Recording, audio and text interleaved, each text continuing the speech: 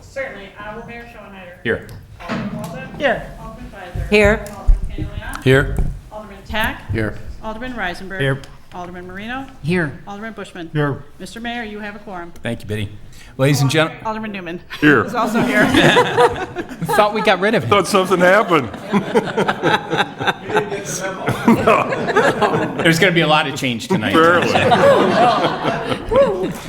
Ladies and gentlemen, please rise for the presentation of the colors by the Lake Forest Police Honor Guard Unit.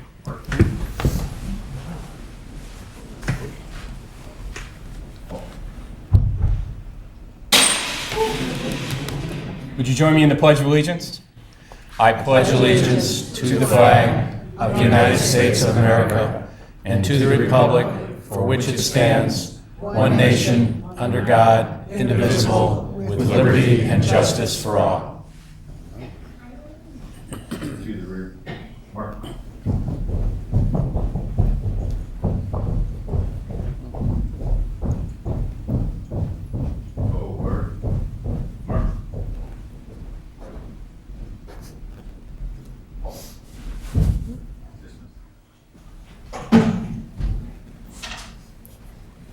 Thank you.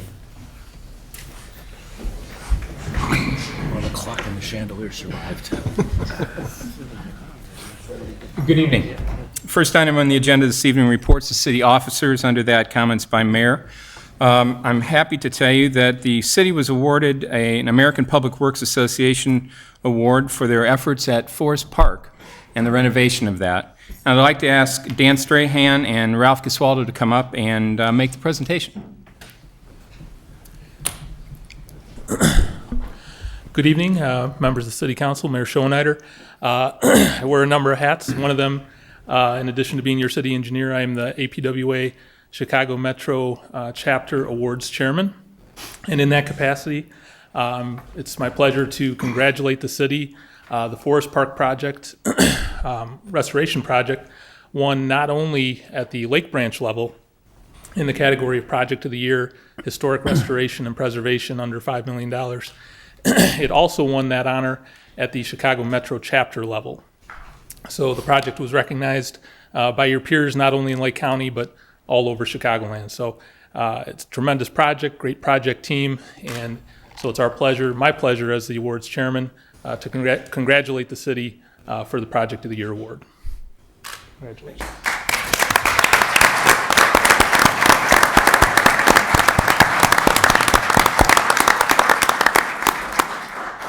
I just wanted to thank you, Mayor, thank you, Alderman, City Council, Bob Kiley and his tremendous staff for your help and your support, and most importantly, your trust. Your trust in the Forest Park Project Board to work with that wonderful park, that historic park, to renovate it, restore it. And I want to thank the donors. We raised over $3 million of private funds for the park. The generosity of the businesses and the city and some of our corporate sponsors, Chicago Bears, Lake Forest Bank, and a number of residents in Lake Forest and Lake Bluff. The support that they had and the trust that they had was just outstanding. I also want to mention that it's not too late to donate. If you go to forestparkproject.com, there's a bunch of information on the park and ways to donate. A year from now, we'll be putting up a memorial board, a donor board, that'll be more memorializing those people that donated over $1,000 to the park. We have a number of them now. That board won't go up for about a year. Our pledge period is over at the end of this year. So there's still an opportunity, but I can't thank the city enough, the city staff enough, the mayor enough for your support and your trust. Thank you very much. Thank you, Ralph, very much.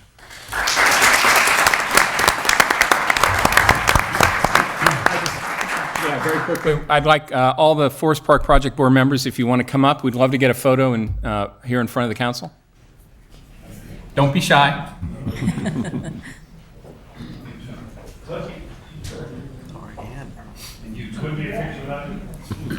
I think. You planned this. Yes. Not being impetuous. Peter, why don't you go around this way? Room is president of creation. She bailed on us. Got a better offer. We're still not sure, so.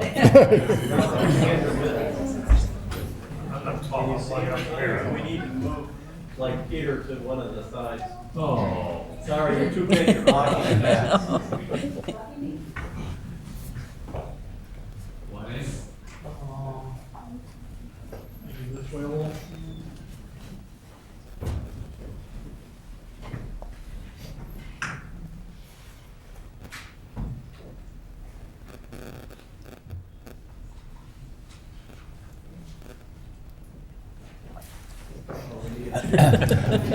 Well, don't worry about it. Was that extra cookie? Yeah, I'm going in between.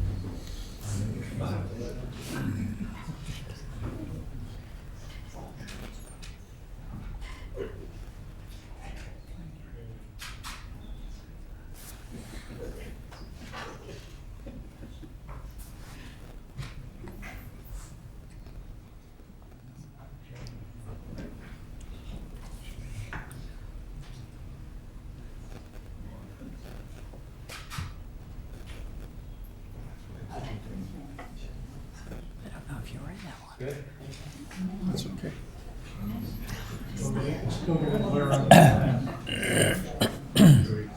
He's got a wide angle. He's got a wide angle.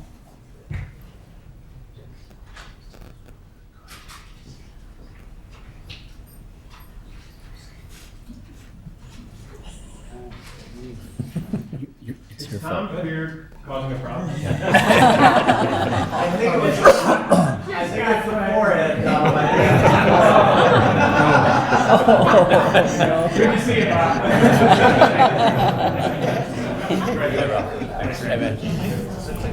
Yeah, for sure. Well done, boys. You know, just a quick comment. One of the very first groups that I got closely involved with in the community was the Forest Park Project Board. And I think in my 4.5 years as mayor, I've never seen a more dedicated, committed, inspired group who worked tirelessly, I mean literally tirelessly, to achieve the goal that they knew they could achieve. And I think you should all be very proud of what you've accomplished, because it's something that will be here for generations of Lake Foresters, and something that I know people stop me when they come back to the community after having been gone for a while, and they say, Forest Park is one of the first places I go back to.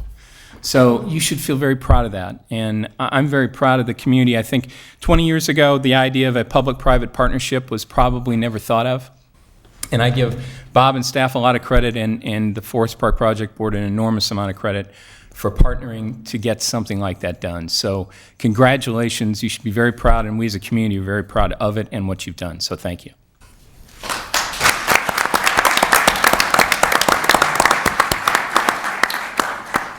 Next item on the agenda is a resolution of sympathy, and I'd like to read it. Whereas on behalf of the City of Lake Forest, the City Council expresses its sadness at the profound loss of Jane S. O'Neill on March 16, 2017. And whereas Jane worked tirelessly for nearly a decade to lead efforts to restore Forest Park and raise private funds to endow Forest Park, completed in 2015. And whereas Jane's contributions leading the Forest Park Project Board were recognized in 2014, with Forest Park being named Development of the Year by the Lake County Stormwater Management Commission. And whereas Jane's work was again recognized in 2016 when Forest Park received a rehabilitation award by the Lake Forest Preservation Foundation. And whereas Jane's service and dedication to the Forest Park project was recognized by the Garden Club of America with a Civic Improvement Award for leadership and guidance of the project, environmental responsibility, and respect for the landscaping overlooking Lake Michigan. Whereas Jane's work on the project was once again noticed by the American Public Works Association in 2017, with Forest Park being named Project of the Year. And whereas Jane was a dedicated and loyal volunteer serving on the Elwa Farm Foundation Board, where she was instrumental in the effort to preserve and restore Elwa's historic buildings and gardens, and serving as a past president of the Lake Forest Garden Club. And whereas Jane was a beloved wife to Thomas C. O'Neill, mother to PJ, Charlie, Riley, Tommy, and Mary, grandmother of Georgia, Patrick, Will, Andrew, Houston, Helen, and Jane. And whereas Jane S. O'Neill was an enthusiastic spirit and devoted friend to all that knew her, a gracious woman who deeply loved her family and community, and her contributions to Lake Forest were significant, and she'll be truly missed. Now therefore be it resolved by the City Council of the City of Lake Forest hereby expresses its deepest sympathy to her family, and that this resolution be appropriately inscribed and conveyed to the family of Jane S. O'Neill, with a copy to be included in the official minutes of the May 1, 2017 meeting of the Lake Forest City Council. Do I have a motion to approve the resolution? So So moved. Do I have a second? Second. All those in favor? Aye. Thank you. We will certainly miss her. If you would like, I'm going to give the Forest Park Project Board a chance to sneak out early, if they'd like. You're welcome to stay, or you're welcome to sneak out if you'd like to head out. That's my middle name.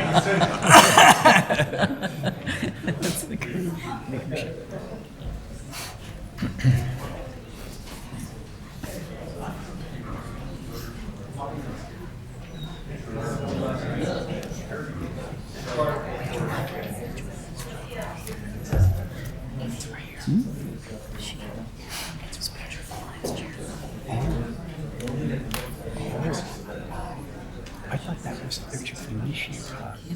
Yeah, right. Yeah. Oh my goodness gracious. You know, I know her husband, but I don't know her. Maybe she's not there. It wasn't her because she was here tonight. I don't think it was her because she was here tonight. Yeah. Huge. Thank you.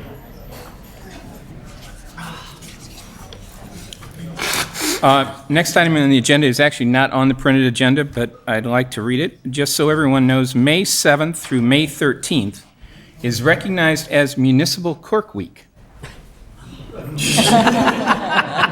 You know where this is going, right? So I'd like to read a proclamation. Whereas the office of the municipal clerk, a time-honored and vital part of local government, exists throughout the world. And whereas the office of the municipal clerk is the oldest among public servants. And whereas the office of the municipal clerk provides the professional link between the citizens, the local governing bodies, and agencies of government at all levels. And whereas municipal clerks have pledged to be ever mindful in their neutrality and impartiality, rendering equal service to all. Whereas the municipal clerk serves as the information center on functions of local government and community, and whereas municipal clerks continually strive to improve the administration of affairs of the Office of Municipal Clerks through participation in education programs, seminars, workshops, and the annual meeting of their state, province, county, and international professional organization. And whereas it is most appropriate that we recognize the accomplishments of the Office of Municipal Clerk. Therefore, I, Donald P. Schoenheider, Mayor of the City of Lake Forest, do recognize the week of May 7th through May 15th, 2017 as a Municipal Clerks Week, and further extend appreciation to our municipal clerk, Margaret Biddy Boyer, and to all municipal clerks for the vital service they perform and their exemplary dedication to the communities they represent. Be it further resolved, this proclamation be spread upon the minutes of the City Council, and a copy hereof, duly signed by the mayor, be presented to the City of Lake Forest this first day of May 2017. May I?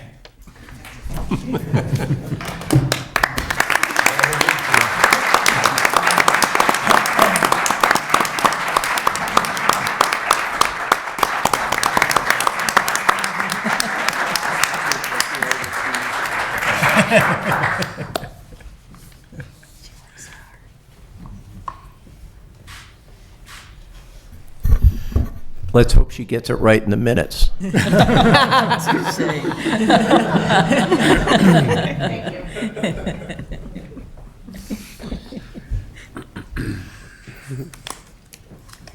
as the saying goes, Biddy is the brains behind the operation here, and she does a wonderful job, and we're very grateful for it. We all are.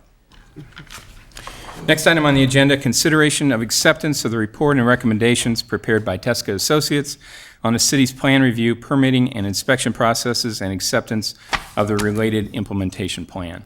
At the council meeting 2 weeks ago, I know we had Lee and Michael here from Tesca. They presented kind of the highlights of what they had found, and I think we were all thrilled to hear that we have a terrific staff, we have a great process, and with a few tweaks here and a few tweaks there, we're going to absolutely have this thing even humming more. And so Kathy was good enough to put a draft of some things together, some action steps that I know she and her team want to implement pretty quickly. And I didn't know if anyone had any comments or questions on that or anything else relative to the report. Ray? Mayor, as you know, I spent 5 years on the Building Review Board, and it's a very educating experience. So I took this report with a careful look. And then at the end of the report, we have policy questions that are asked of the City Council. And it's 2 questions, if I could just spend a minute sharing at least my thoughts on them. The first one is whether the BRB and the HPC process is the most effective manner for achieving the goals that we have here in the city of Lake Forest. When you use the term most, that's a superlative, and that's always a hard standard to meet. I think it's fair to say, from what I've seen, and I think what the experience has been, the BRB and the HPC are an effective means to achieve those objectives. And I think one thing that came out of the report was that the process can be made more informal and more welcome and have a better dialogue. And I think that's an improvement to the effectiveness of the BRB.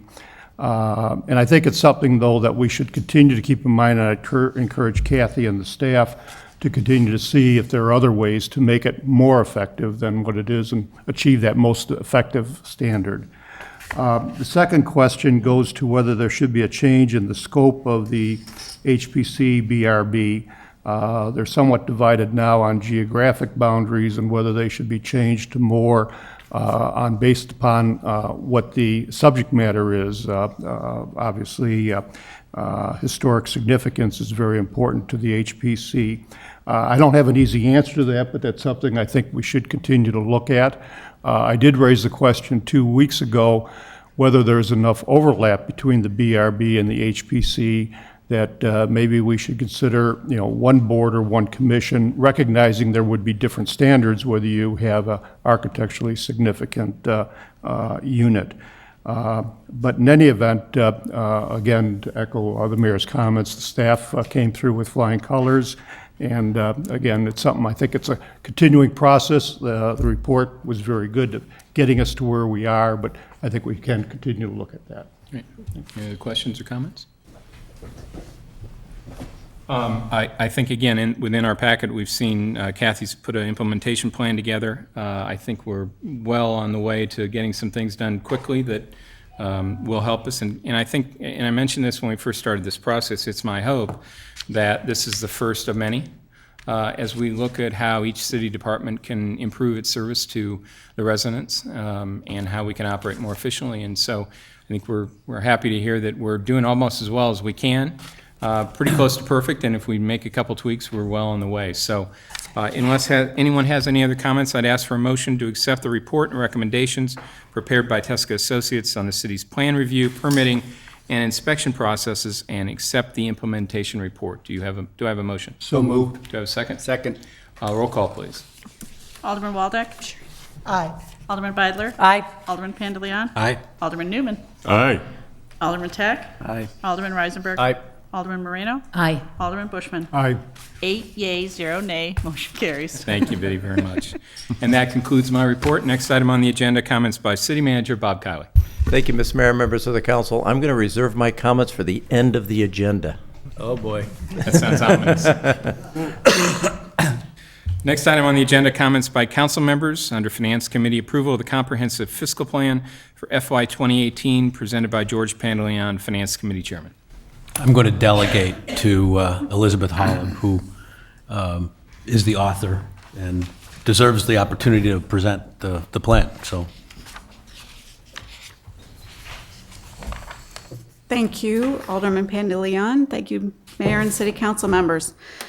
FY 2018 Comprehensive Fiscal Plan. The item before you this evening brings to closure a process that began last September. So the staff and the City Council have been at this for about 8 months now. And why Comprehensive Fiscal Plan? I was actually asked that question today, but It is, of course, the FY 2018 budget. Part of the action the City Council is considering this evening is the FY 2018 budget, the plan for resources and expenses for the fiscal year 2018. But it is more than that. The document before you this evening for approval also includes the 5-year capital improvement program and other financial-related documents such as the 5-year financial forecast for primary funds of the city. So because there are other financial-related documents included in the book, the city has historically referenced that as the comprehensive fiscal plan for your approval this evening. Focusing on the 2018 budget, however, the total FY 2018 budget for the City Council's approval is $93,503,465. That is the proposed expenses for FY 18. That reflects a 0.9% increase, so just under 1% increase compared to the FY 17 estimated actual expenses. So a very small increase over FY 17 estimated actuals. It does include, however, a significant capital program for FY 18 of over $16 million in capital improvements. Some of those are highlighted here on this slide, including water plant and water system improvements of over $7.2 million, $1.4 million in improvements to the South Beach Access Road, $735,000 improvements to the Ferry Hall Bridge, $1.4 million in street and sidewalk improvements, $1.4 million in storm sewer improvements at West Fork, Hackberry, and Bowling Green, $327,000 in Northwestern Avenue improvements, $1.1 million in improvements to Deer Path Golf Course, $150,000 in continued tree replacement in Emerald Ash Borer program expenses, and $480,000 in park improvements. So significant capital improvements program for FY 18 expenses. The FY 2018 revenues are shown here. Somewhat difficult to read, unfortunately, but property taxes here amount to about 40% of the total programmed revenues citywide. And you see about 0.25% is charges for services and another 25% of other revenue sources. Those other revenue sources include $9.3 million in bond proceeds, which we'll be talking about later this evening. It also includes $7 million in interfund transfers. That's important because interfund transfers are actually a mechanism in governmental accounting. They're not actual inflows or outflows of revenues, but they are transfers between funds. But they are budgeted as revenues and expenses that are included in the total. And then you can see the other smaller proportions of revenues included in the budget.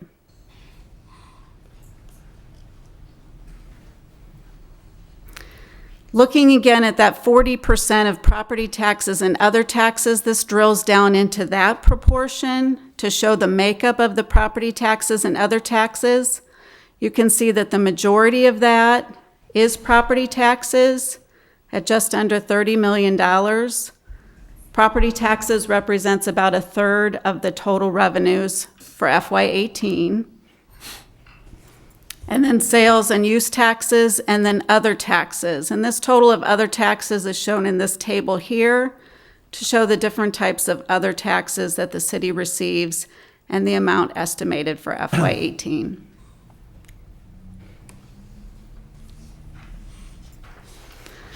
Moving over to FY 18 expenditures overview. This FY 18 expenditures overview shows by type of expenses in a pie chart. You can see again the total of the total expenses. Here you can see the amounts by category reflected in the chart. The primary cost for the city is salaries of 22.8. Here in the third is employee benefits. So combined, the salaries and employee benefits, those are the total personnel costs for the city. And then here you can see capital outlay of 17.7. And then the other types of expenses by category program for FY18.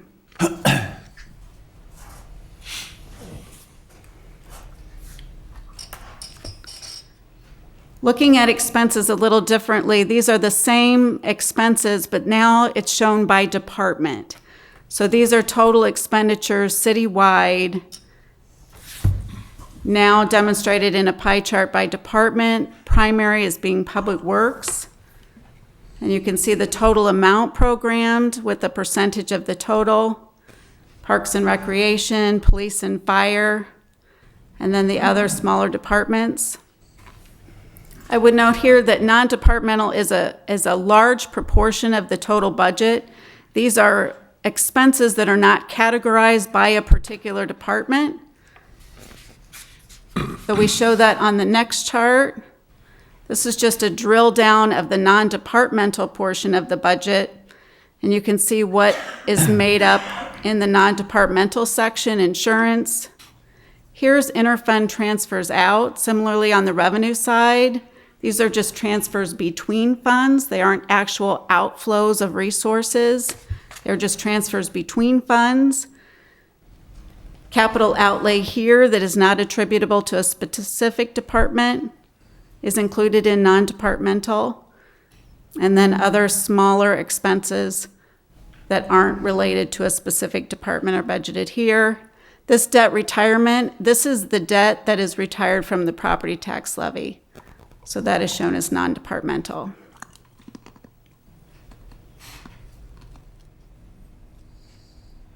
As part of the budget process, the city prepares 5-year fund balance forecasts for its primary funds. Included here is the 5-year fund balance forecast for the general fund.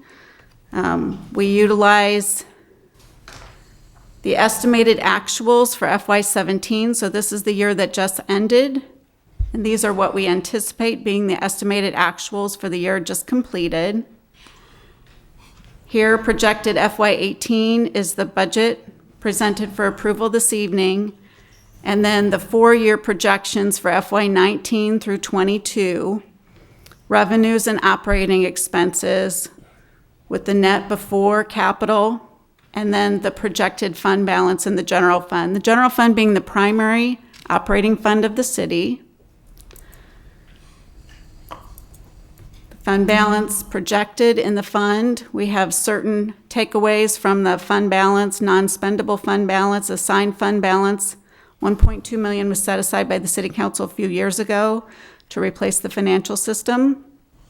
And then we have a minimum fund balance target in the general fund of 35% of revenues. And then the available funds above the fund balance target. I would just note here, this is the projected increase in operating revenues and operating expenses year over year. And just note that it is projected that operating expenses, primarily due to personnel cost increases, are projected to outpace revenue growth. And that has been an issue that the City Council has been talking about for some time.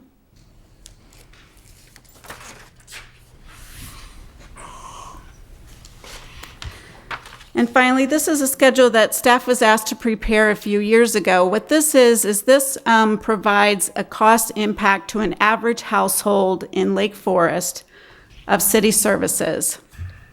And this is driven by the rates charged by the city. So for example, utility taxes, we do not adjust this for gas and electric rate increases. We only adjust it for the city's tax rate adjustments. But what this is intended to show is the city's cost to an average household for services for an average household. And then in 18, we highlight in yellow those that are changing. So the property tax levy was adjusted. Water fees are adjusted effective May 1, 17. And there's a public safety pension fee that goes in today, May 1, 17, that will start appearing on the utility bills of $10 per quarter. So those are the fees that are adjusted for FY18 to show the relative change annually to an average household for city services. And that's just a 5-year comparison. In summary, the city's current financial condition remains excellent. The city has healthy fund balance reserves. The city continues to maintain a AAA bond rating from Moody's Investors Service. The city continues to have the lowest property tax rate in Lake County, and this proposed budget is balanced.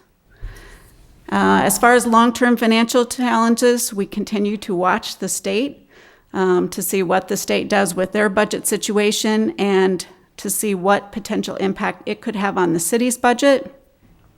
And as noted with the 5-year forecast, we continue to watch the situation with expense growth outpacing revenue growth. So as far as a recommendation, we recommend the City Council's approval of the FY 2018 Comprehensive Fiscal Plan, and I will be happy to answer any questions. Questions for Elizabeth? Michelle? 2 questions. Could you please go back to slide 8? I think on that slide you referenced capital outlay down at the bottom, non-departmental. I don't know what that is. So capital outlay non-departmental is primarily our capital improvements fund, CIP expenses. So we do not, those are general CIP expenses, so we don't try to categorize those in a department.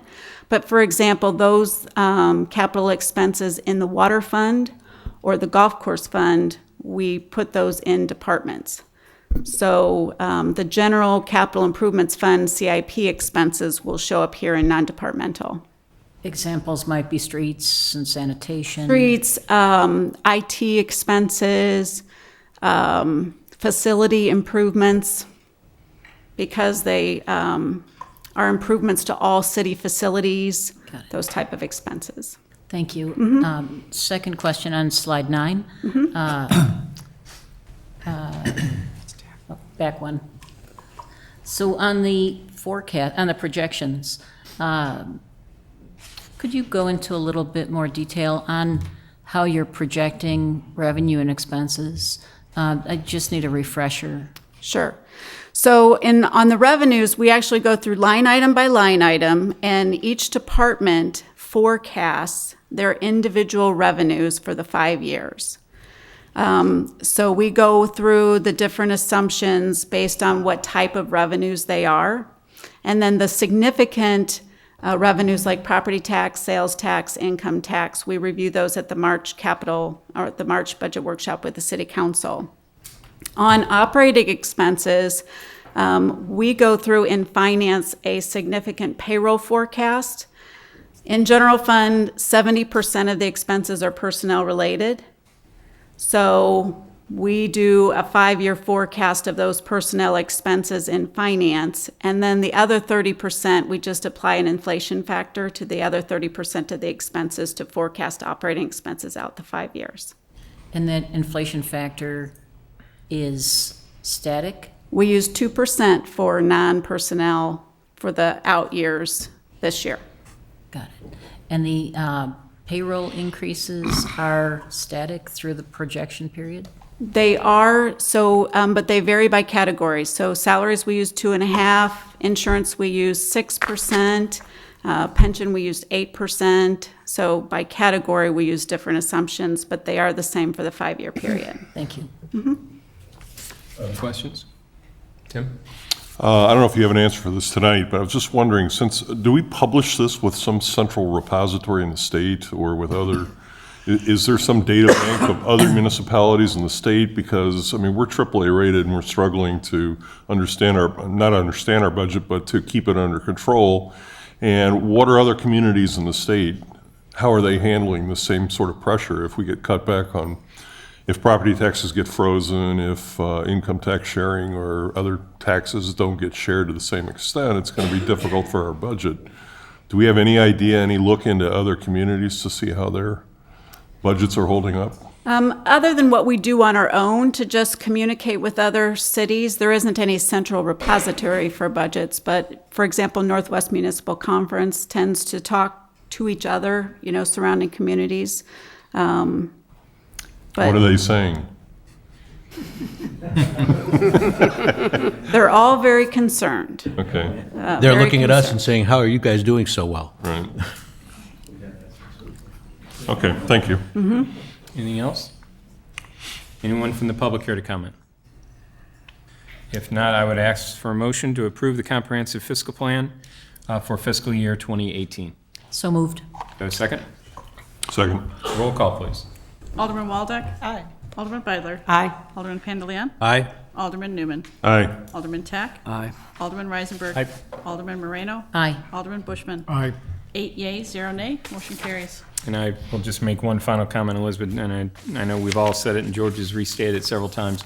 This is a huge effort on behalf of you and your department and your team. And every year I am just amazed at the work product, the quality of what we see, and how you're able to explain it for those of us who aren't into municipal finance like you are.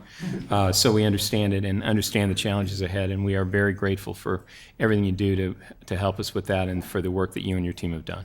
Thank you. Next item on the agenda, annual vendor approval, also presented by Elizabeth Hall, Finance Director. Thank you. This is an annual administrative item at the beginning of the fiscal year. In 2011, the city amended the city code to allow for annual approval by the city council of specific vendors who provide services on an unspecified ongoing basis exceeding $20,000 annually. So that list is presented for the city council's approval. A few years ago, the city council asked that we provide you historic information so that you can see the history of the vendors that have been approved. So you have the vendors that were approved 2012 through 2017, along with the proposed list for 2018, presented for your approval today.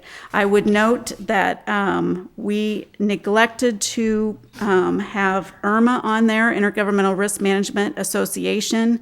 Those have been approved the last 4 years and should have been included in the 2018 list at $1.2 million, consistent with 2017. That is the pool through which the city gets liability and workers' compensation insurance. We remain members of IRMA, and that should have been on the list. So I would ask that if you do consider a motion to approve the vendor list, that you do so amended with the inclusion of IRMA at $1.2 million. But I would be happy to entertain any questions related to these Questions, Michelle? proposed vendors. Would you comment on names that have been added or dropped for the upcoming fiscal year? And any insights, any comments? No, these are requests from the individual departments, but I would note that, for example, the bond counsel services, we just know that we have a bond issue in 2018, so we included Spear Financial and Chapman and Cutler because we know we have a bond issue for this year, and that's not always the case. The investment advisor addition for cemetery is not a new vendor, but I think it was just the recognition that this was an appropriate place for that to be included. And I don't know if there's any specific, Client First Consulting was taken off because they are not providing that service anymore. We now have a contract with a different provider.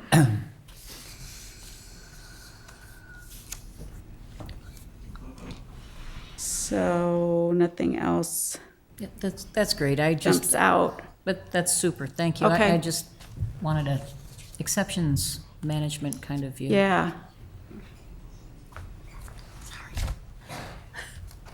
Anyone else? Anyone from the public care to comment?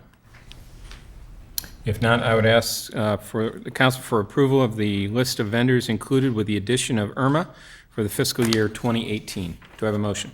So moved. Do I have a second? Second. Roll call, please. Alderman Waldeck. Aye. Alderman Beidler. Aye. Alderman Pandeleon. Aye? Alderman Newman. Aye. Alderman Tack. Aye. Alderman Reisenberg. Aye. Alderman Moreno. Aye. Alderman Bushman. Aye.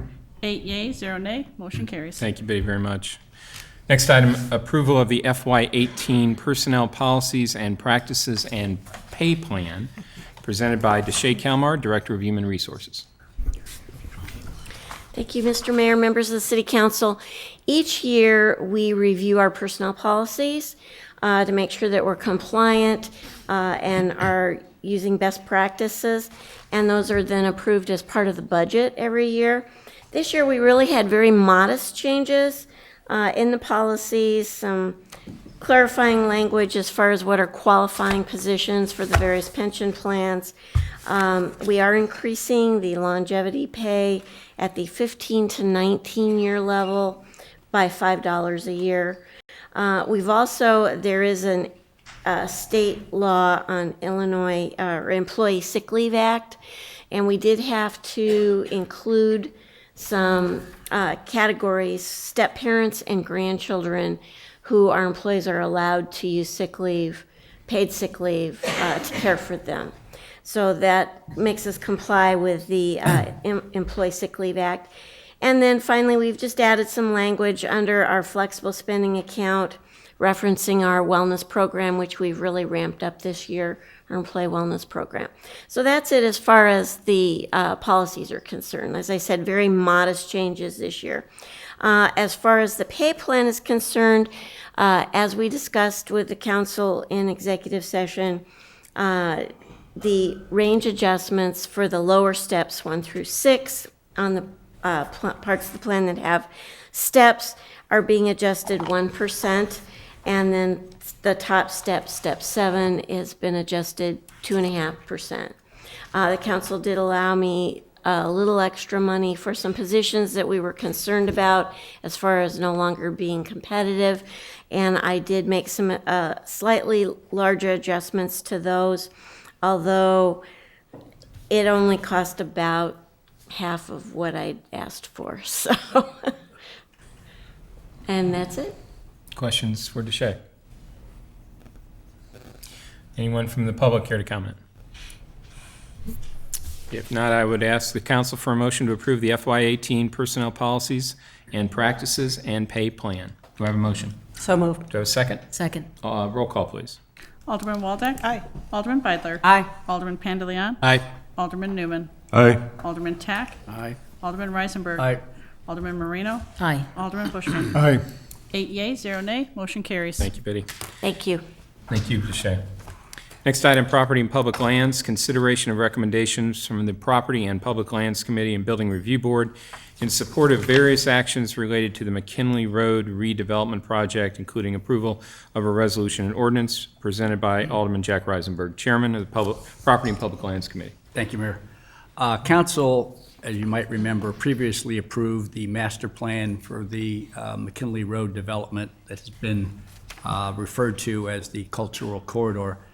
The outstanding issue was the sale of our residence at 361, which actually was the former home of the Historical Society.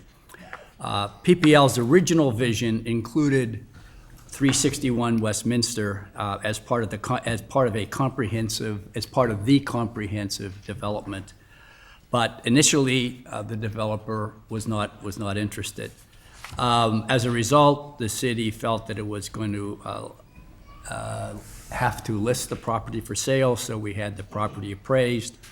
In the meantime, interestingly, the developer came back to the city and stated he had changed his mind, and wanted to make an offer.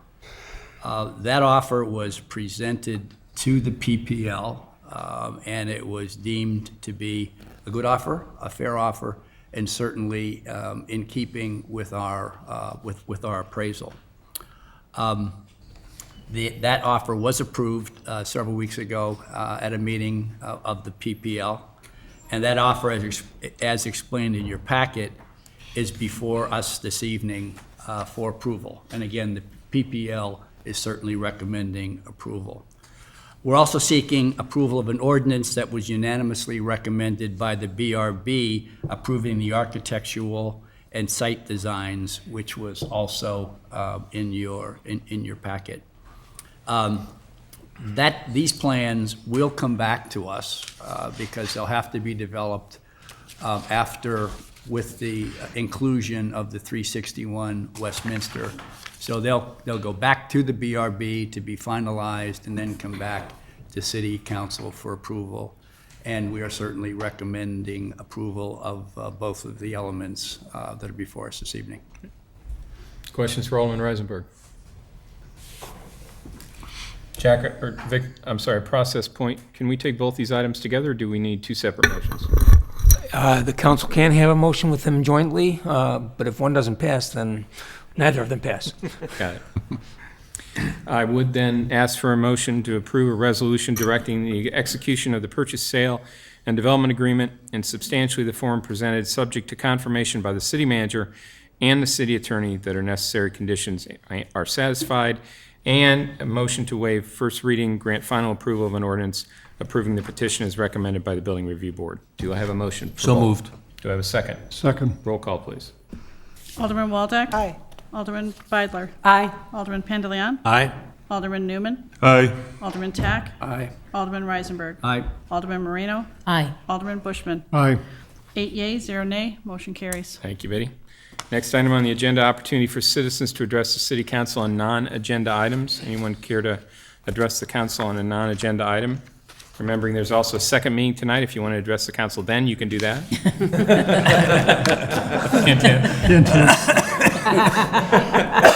Probably makes more sense since Yeah, they're staying and we're leaving. I would think so, yeah. Seeing none, next item on the agenda, items for omnibus vote consideration. There are 3 on the agenda. We actually will be removing item number 3 this evening. So the 2 items on the omnibus, I will read. If either of them needs to be taken separately, we can do so. Otherwise, I'll ask for a motion to approve at the end. Item number 1, approval of the April 17, 2017 City Council meeting minutes. And number 2, the check register for the period March 25 to April 21, 2017. Counselor? Yes, Mr. Mayor, there are a couple of scrivener's errors in the minutes that we would ask be included as part of the motion. The correction of, not the actual errors. Any comments? If not, I'd ask for a motion to approve the omnibus with noted amendments. Do I have a motion? So moved. Do I have a second? Roll call, please. Alderman Waldeck. Aye. Alderman Beidler. Aye. Alderman Pandeleon. Aye. Alderman Newman. Aye. Alderman Tack. Aye. Alderman Reisenberg. Aye. Alderman Marino. Aye. Alderman Bushman. Aye. 8 yeas, 0 nay, motion carries. Thank you, Betty. Item number 6, ordinances. There are no ordinances to come before the council this evening. Item number 7, new business. Consideration of the 2017 to 2021 strategic plan, presented tonight by Octavius Hayes, management intern. Octavius, welcome. Thank you, Mayor.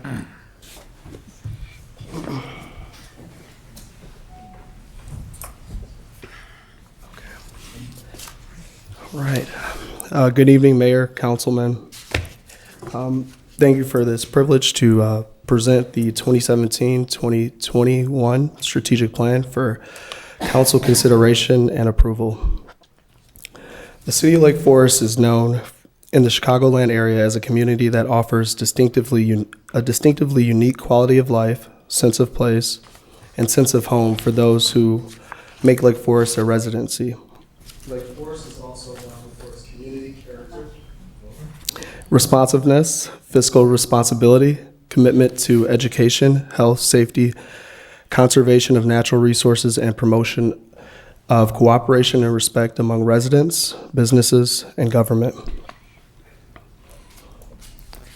The City of Lake Forest is truly a remarkable and well-managed and well-planned community, but this is not by chance. The city has grown and flourished during the past 157 years, largely due to the involvement of its residents, business owners, employees, and other organizations that call Lake Forest home and view this city as their community too. Today, the City of Lake Forest remains a highly desirable place in which to live, work, and play because the city's commitment to its 4 founding cornerstones, family, education, tradition, and philanthropy, as well as its adhering to its mission to be the best managed, fiscally responsible, and appealing community and promote a community spirit of trust, respect, and citizen involvement.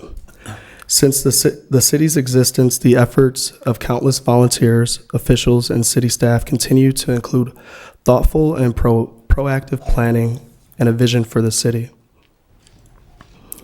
The current vision for the City of Lake Forest is to be, again, a well-managed, planned community which protects and enhances its rich heritage, architectural significant buildings, residential neighborhoods, natural resources, open spaces, and recreational areas while respecting the city's long-standing and long-held principles and founding cornerstones.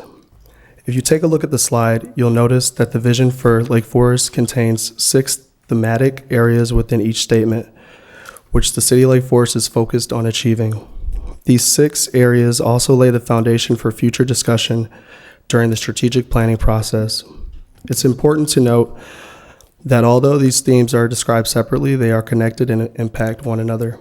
To remain true to its heritage, it's important to periodically identify the state of the city and to carry on the broader visionary concepts of its forefathers, which is why the city has undertaken efforts to develop plans such as the city strategic plan to take a step back from day-to-day operations and ask where the city of Lake Forest is heading and what its priorities should be. Through those efforts and discussions, overall goals are identified, strategies are developed, and a plan is implemented to achieve those goals over a set period of time. The City of Lake Forest's first strategic plan was developed in the early 1990s, and the community's principles included in it still resonate today. This plan was updated most recently in 2005, 2011, and again in 2016 to reflect changes, new realities in the community, and efforts to remain true to the community's vision for the city. At the core of the plan is the community, because the City of Lake Forest recognizes the intrinsic value community stakeholders possess and their contributions as stewards of the community of Lake Forest. Although there are external forces that impact the overall direction of the city and how it operates, ultimately this plan will not only impact residents, but the community as a whole, which is also recognized during the planning process. It's important to note that the success of the City of Lake Forest depends on continued involvement and support of its community stakeholders and an honest evaluation of external environmental forces that impact the way the City of Lake Forest functions. If you take a look at the previous diagram, which I accidentally switched, if you take a look at the diagram, the community stakeholders include any institutions, organizations, or individuals that have an underlining or express interest in the City of Lake Forest accomplishing its mission and goals, but are not limited to residents, neighborhoods, elected officials, city employments, or governmental agencies. It also includes prospective residents, prospective developers, visitors, commuters, and neighboring communities, because they play a vital role in the vitality of the local economy. The strategic planning efforts of 2016-2017 took a combination of approaches to engage and capture the community involvement by utilizing surveying tools, hosting an array of events which look at the City of Lake Forest's past successes, present challenges, and future opportunities, and provides direction for discussion that took place late February at the strategic planning retreat. I'll briefly explain in some detail about those various tools and events. In the fall of 2016, the City Council authorized a contract with National Research Center to administer a community-wide survey to all residents of Lake Forest to provide the opportunity to rate the quality of life in the city, the use of city amenities, opinions on policy issues facing the city, and assessments of city service delivery. In January of 2017, the City Council authorized the city to facilitate a community engagement forum to provide an informal opportunity for all residents to get involved in complex community issues, civil debate, and to gather a greater awareness of the challenges and opportunities facing Lake Forest. In February of 2017, there was a one-of-a-kind Future for All Generations event with over 150 participants from various sectors of the city's demographic. This unique event offered a moderated community discussion that answered 3 basic questions. 1, what do community members feel are the most important values of the city? 2, what obstacles confront the long-term sustainability of the city? And 3, what can residents do to help ensure long-term sustainability of Lake Forest?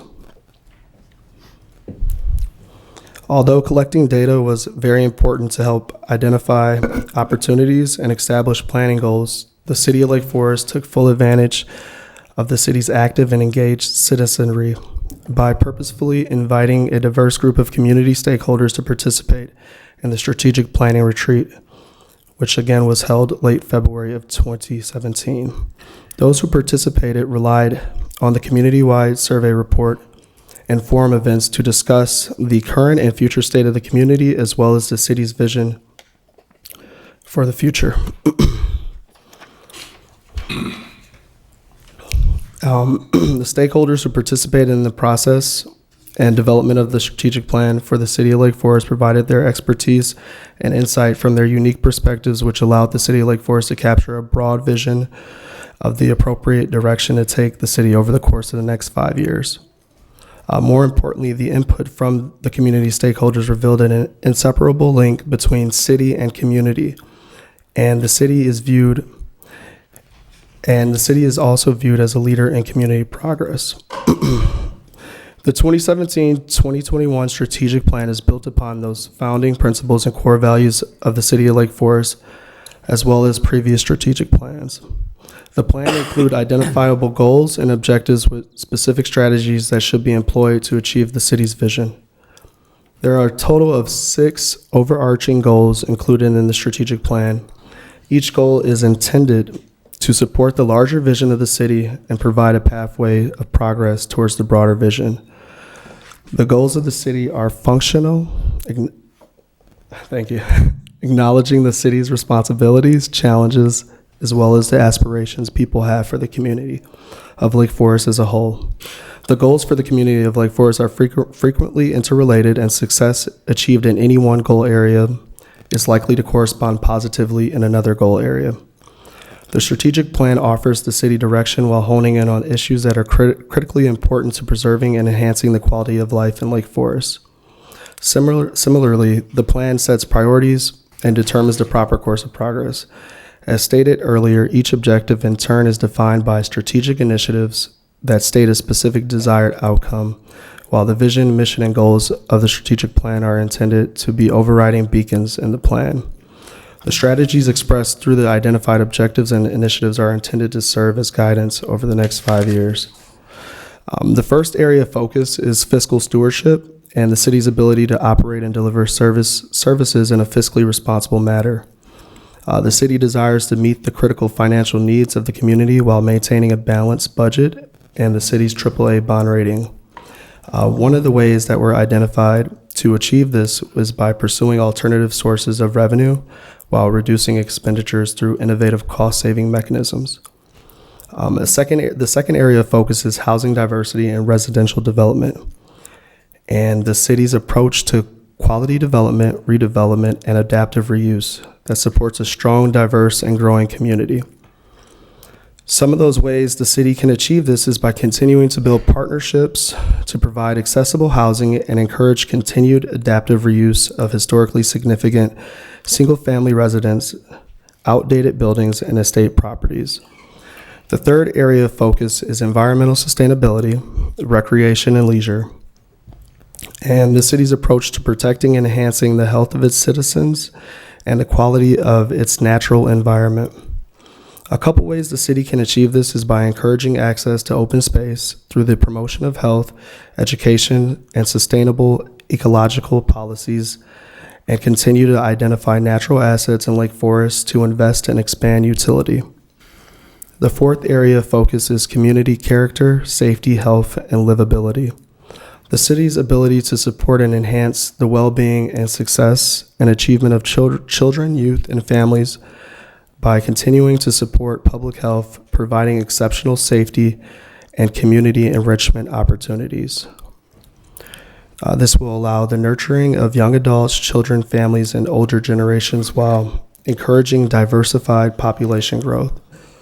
One way in which to achieve this goal is by maintaining and continuing to promote public relation opportunities to enhance the safety and security of our residents, businesses, employees, as well as visitors.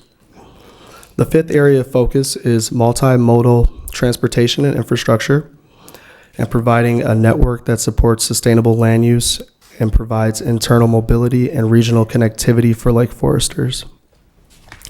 One way the city can achieve this goal is by continuing to promote strong interconnectivity and coordination between transportation and land development projects.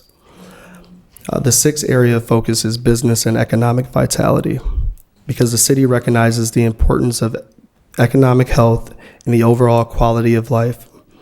Therefore, the city promotes innovation, competitiveness, and entrepreneurship in Lake Forest. One way the city will be able to achieve this goal is by attracting and retaining key businesses that engage young adults and diverse populations and support the overall economic development strategy.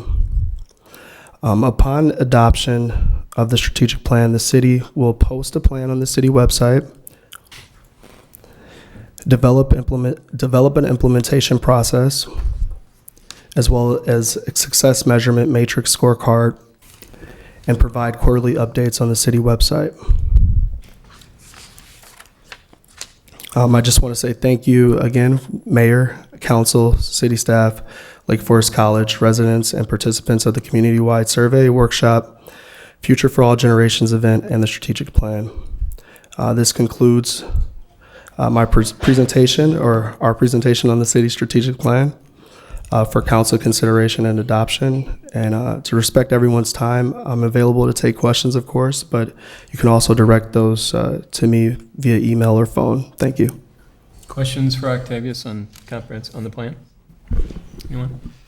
I think just the community should know that this is a 5-year planning exercise, and I think all of us here, I think, participated in some way or another. Most of us were there during the workshop, and I think we all found it to be very beneficial. But I think it's interesting that while we're looking at this in a 5-year window, one of my predecessors, who happens to be here this evening, Howard Kerr, gave me some great advice a long time ago, which is the difference between area communities and us is that area communities kind of plan for 5 to 10 year windows, and our community plans for 50. And I think as we looked at the strategic plan, I think this council and staff also looked at it in a longer term way, and I think that proved to be very beneficial and will continue to be. So thank you, Octavius, very much. Thank you. I'd like a motion, if I may, for approval of the 2017 to 2021 City Strategic Plan. So moved. Do I have a second? Second. Roll call, please. Alderman Waldeck. Aye. Alderman Beidler. Aye. Alderman Pandeleon. Aye. Alderman Newman. Aye. Alderman Tack. Aye. I'm sorry. Alderman Reisenberg. Aye. Alderman Moreno. Aye. Alderman Bushman. Aye. 8 yeas, 0 nay. Motion carries. Thank you, Biddy, very much. Next item on the agenda, additional items for council discussion, and I will turn it over to City Manager Bob Kiley. Thank you, Ms. Mayor, members of the council. As I think you know, tonight is a very bittersweet moment for the staff, because it's always hard to say goodbye to people that you have worked so closely with over the past 4, 6, 8+ years. Not only because over that period of time you've developed some, I think, very effective and very strong working relationships with, but you've also developed friendships with. I want to try and clear up this evening, too, I think, misconceptions that average residents have. First is that, at the risk of making the caucus's job much harder, it's the amount of time that elected officials serve in the city of Lake Forest for no compensation or consideration. There were weeks that my wife said I spent more time with you guys than I spent with her. And I'm sure that doesn't include all of the phone calls that you fielded and the emails that you fielded. And so, quite frankly, we spent a lot of time together. And over that period of time, I think you develop relationships, both working relationships and also friendships as well. The other misconception that I think is out there is this, I think, appearance that we're always in agreement and we never argue. And within the confines of the Open Meetings Act, because we never violate the Open Meetings Act, but behind the scenes, there's an awful lot of conversation that takes place, a lot of spirited debate that takes place. I can assure the residents that we don't always agree, but ultimately the staff doesn't have a vote and the city council does. And so we know who wins in that relationship. But through those spirited debates and through those conversations, I think we forged that strong working relationship and also those friendships and developed a mutual respect, which I think in the long run really benefits the community and benefits the residents as a whole.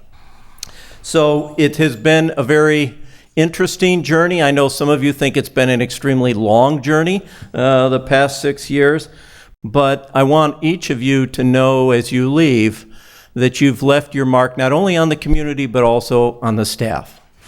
And we thank you for that, because you have not only made this community a better place, but you've also made the staff better by challenging us, by keeping us mindful of what the community priorities are. And I think in the end, that the residents of this community are the beneficiaries of that strong relationship. So we wish you well in your next chapter, whatever you're going to do with all your free time, which I know is extensive. And also, I think in closing, we want to thank your families as well, because I think that's the other thing that gets lost, is the impact that your involvement here and your commitment to the community has on your families. So we want to thank you, each and every one of you, for your time and your commitment. And I think it goes back to some of the things that Octavius was talking about, that really what makes this community special. Because other than a couple of cookies and maybe an occasional dinner, you don't get an awful lot for the time that you put in and some of the grief that you all take in your positions. So thank you very much. And as a tradition, we do have some fabulous gifts and prizes that also meet the Gift Ban Act of the state of Illinois, so nobody has to record these. But if I could ask Biddy to assist me.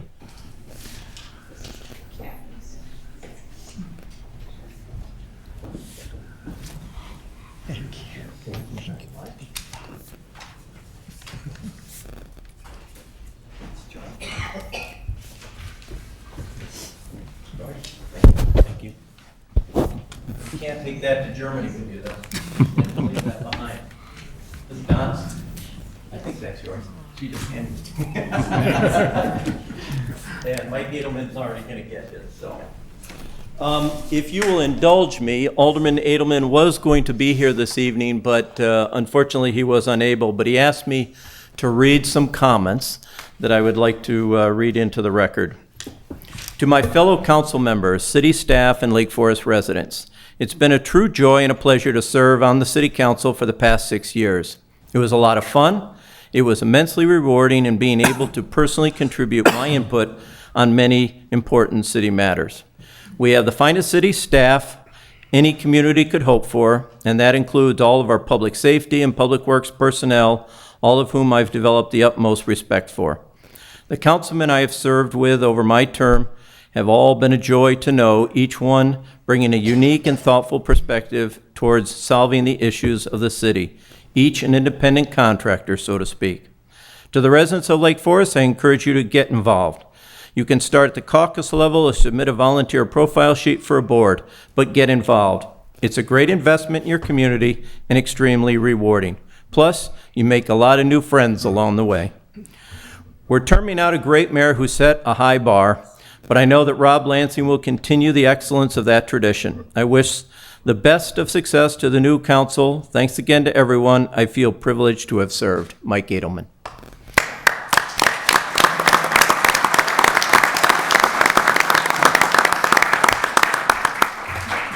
And so that I will turn it back to you, Mr. Mayor. Thank you, Bob.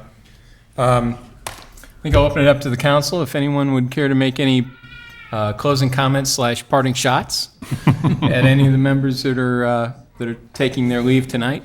Prue? Well, I would be happy to do comments. And then I guess that allows the rebuttal for the people who are. Well, you're starting first, so.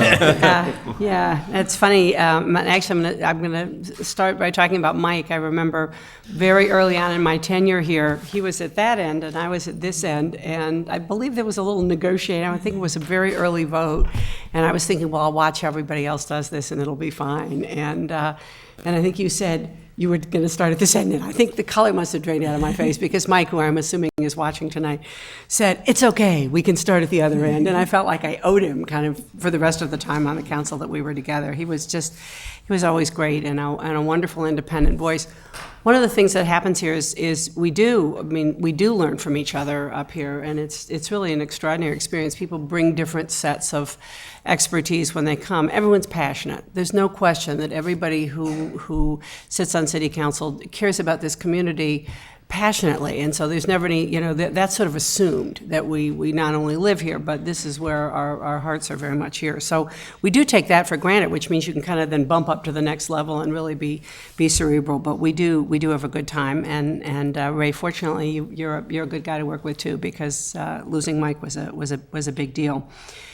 George, your financial acumen has just been invaluable. There's just no question that we know you are always going to have done the drill down and the work with Elizabeth that made understanding things that much easier. And you were always really patient about that, which I appreciate, because finance it's a language I can do, but it's not my first language. And you're probably really glad I don't babble as long in finance as I do in the language I know better. But thank you, and the pleasure of serving with you. We knew each other as parents of kids in school together, but to get to know you in this context has been great.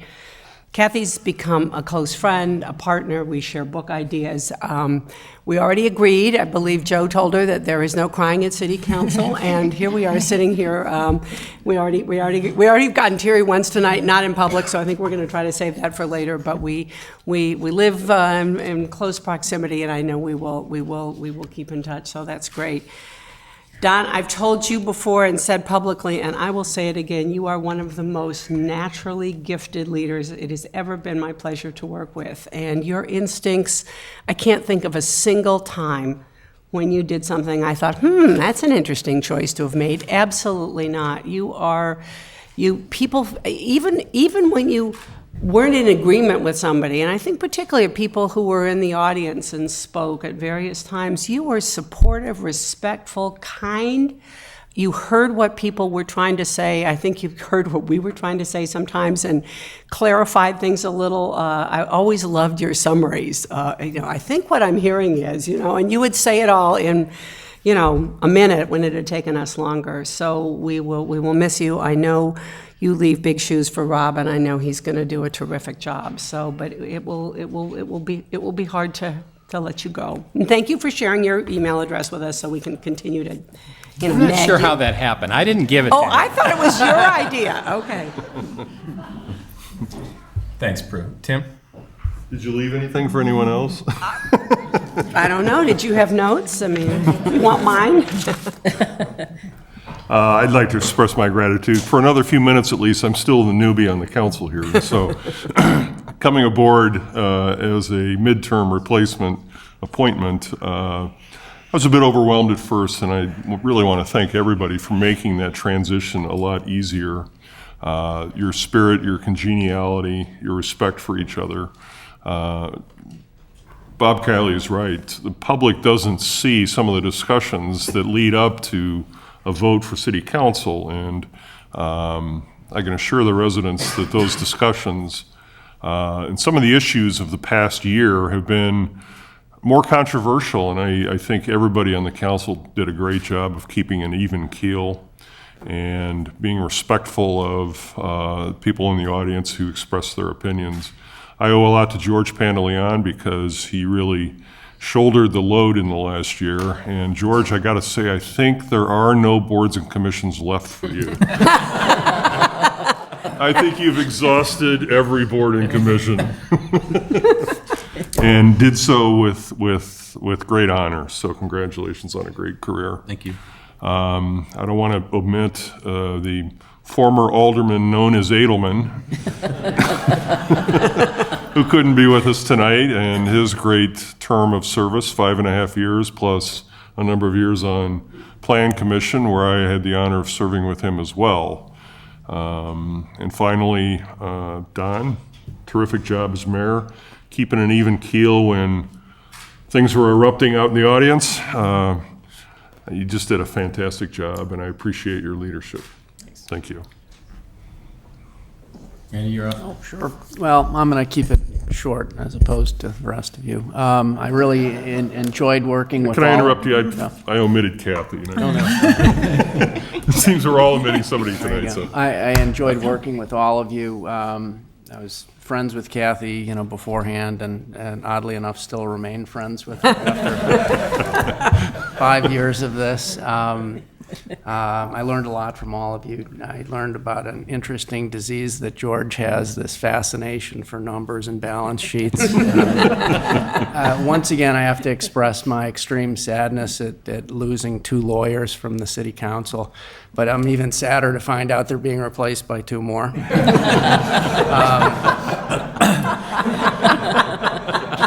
Anyway, I wish you all well, and it's really been fun working with you. Thanks, Randy. Tim, do you want to finish? Did you want to? I overlooked my good friend Kathy to my right, who I've worked with for the past year on Public Works, and your leadership there was great. Thank you. So best of wishes to you in your future as well. Your home projects, I'm sure, will take up all your time. Jack? This may come as no surprise to everyone, but I think I'll take this in a different direction. You know, most people don't know how tough it is working with Deadwood on city council. With what? You know, luckily, we were able to get rid of Mike Edelman early after he found out that we were going to go live on social media with pictures. Tonight, the other 2 aldermen will follow. We'll also be getting a new mayor who will hopefully not continue to stand in the way of Randy's and mine great and creative ideas. So I know I speak for all of the remaining aldermen when I say that we're looking forward to a new regime that will allow us to achieve City Council's new vision, which is to make Lake Forest great again.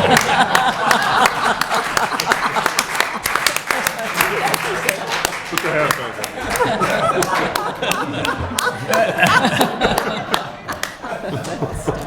on. Truly spoken from the heart, Jack. Yes, it is. Michelle, it's a tough one to follow. Couldn't we have saved him for last? Sorry. Well, I'm not a jokester, as you might know by now, so I'm going to be a little more serious. The individuals departing council are people that I've worked with, literally worked with, for the last 3 years. And it's been hard work, and it's been fun, and it's been extremely inspiring, and it's made me even prouder to live in Lake Forest and be part of our fantastic community. They've taught me the ropes, and they've all been really guiding lights for me. So I'm going to miss them all, and I will surely miss them all. Kathy, your leadership of Public Works has been inspiring to me. Coming from a long line of engineers and being the black sheep that's not an engineer, I've learned a great deal, and I especially have learned and sought to follow in your leadership that's been so thoughtful, so process-oriented, and yet so sensitive to residents and to doing what's right. And that's a really powerful combination to me. So despite the fact that you're an attorney, which I have prized, I'm going to miss you immensely. And it is your superb leadership that I will miss. You will be surely missed. George, it's hard to say it. How does collaboration and finance go in one sentence about one individual? You've done a phenomenal job in really bringing it all home for all of us. And it's been really important. You've led the committee, you've been insightful, you've guided us to the key points through, is it hundreds of pages in the financial documents? It's really been, it's been a powerful way to look at the financial picture, and that's after a couple of years on the audit committee. So I can say that you've been a great friend through all of it, and certainly echo Tim's comments. You will be surely missed. Thank you. Mike, leave no legal assumption unexplored. That's all I can say. He would evaluate everything, and always balancing on the edge of the dais. So I'm really glad to have Ray here because he doesn't teeter on the edge, and it's really great. She warned me. So I'm very appreciative. I don't have to tie the chair down or anything. But Mike will be surely missed and is surely missed. I really prized him. He was a very strong leader for me, and I especially appreciated a fourth warder that was someone that I could always turn to. I've saved the best for last, I suppose, or one of the best, I guess I'll say. It's really hard, Don, to be succinct in sharing what a wonderful experience you've brought, your leadership, and again, I echo the respectfulness of everyone in every process. And I think that is one of the strongest characteristics of you and of our city, being respectful and smiling. And I know I can hear Eileen Luby saying that's what like foresters do. We smile. We smile in adversity, we figure it out, and we solve it. And you've brought us all to that. You engender it. You will be surely missed. Thank you. Ray, you're up. Thank you. I'll start off with showing a disagreement with Tim. We do disagree. I am the shortest member up here, having the luxury of serving only 4 months. And there I can thank Mike Adelman, or I can blame him for it, depending how I perform. But I do appreciate Mike for giving me the opportunity to be here. But being the shortest term person, at least for another few minutes, I'd like to also recognize I'll be the shortest in my comments, or try to be. But that is not to say that I want to be short on the admiration and respect I have for all four of our retiring aldermen and mayor. With Kathy, she is a fellow lawyer, so I do respect her high respect for the law, her performance, her dedication, her being driven to do what's best for the city and the citizens. George, I came up with you as being, before hearing any of these comments, but certainly the first week of knowing you, you're the financial wizard. And I really do value your thoughts, your analytical skills. I don't have a hat for you. But no, that's not a wizard's hat. Make Lake Forest that up. But not only are you analytical and intelligent, but you bring a pragmatic approach to the financial situation, something that I value greatly. And looking forward to the 5-year financial plan, the challenges we face, I hope we really don't lose the benefit of your wizardry, and I hope you continue somehow supporting us and providing us the best of your advice. Mayor, I've known you the longest. I've known you from the BRB days. And in those days, I knew clearly you were meant for greater things and greater destinations. So happy you made it on the council, so happy then that you became our mayor for 4+ years. And the one thing I've discovered is the mayor's job is very, very challenging. Rob, don't listen to this. But it's endless. And Don, you brought so much to the mayorship, the performance, so much benefit has been achieved by the city under your leadership, and something I know I've been awed by and deeply respect. It was not the shortest comment. We disagree again. I don't know. There's some things we'll miss. All right, Kathy, I'm going to turn to you. Thank you, Mr. Mayor. Well, thank you all for your kind words. I don't feel very deserving of them. This has truly been one of the most interesting and rewarding experiences of my life. And I'm going to take issue with one thing Bob Kiley says, and I only disagree with him rarely, but the city of Lake Forest has given me far more than a few cookies. Whatever small contributions I may have been a part of have far been outweighed by what this city has given to me and continues to give to me, and I'm extremely grateful for that. A few words of thanks. I would be feel remiss if I didn't. First of all, to city staff. I've never been associated with an organization that exhibits such excellence from every person and every position on every level every day. And I know that is a culture that starts at the top, and Bob, I tip my hat to you and give you all the credit in the world, and to each and every one of you sitting here. You are truly extraordinary, and I'm so, so grateful for all of you.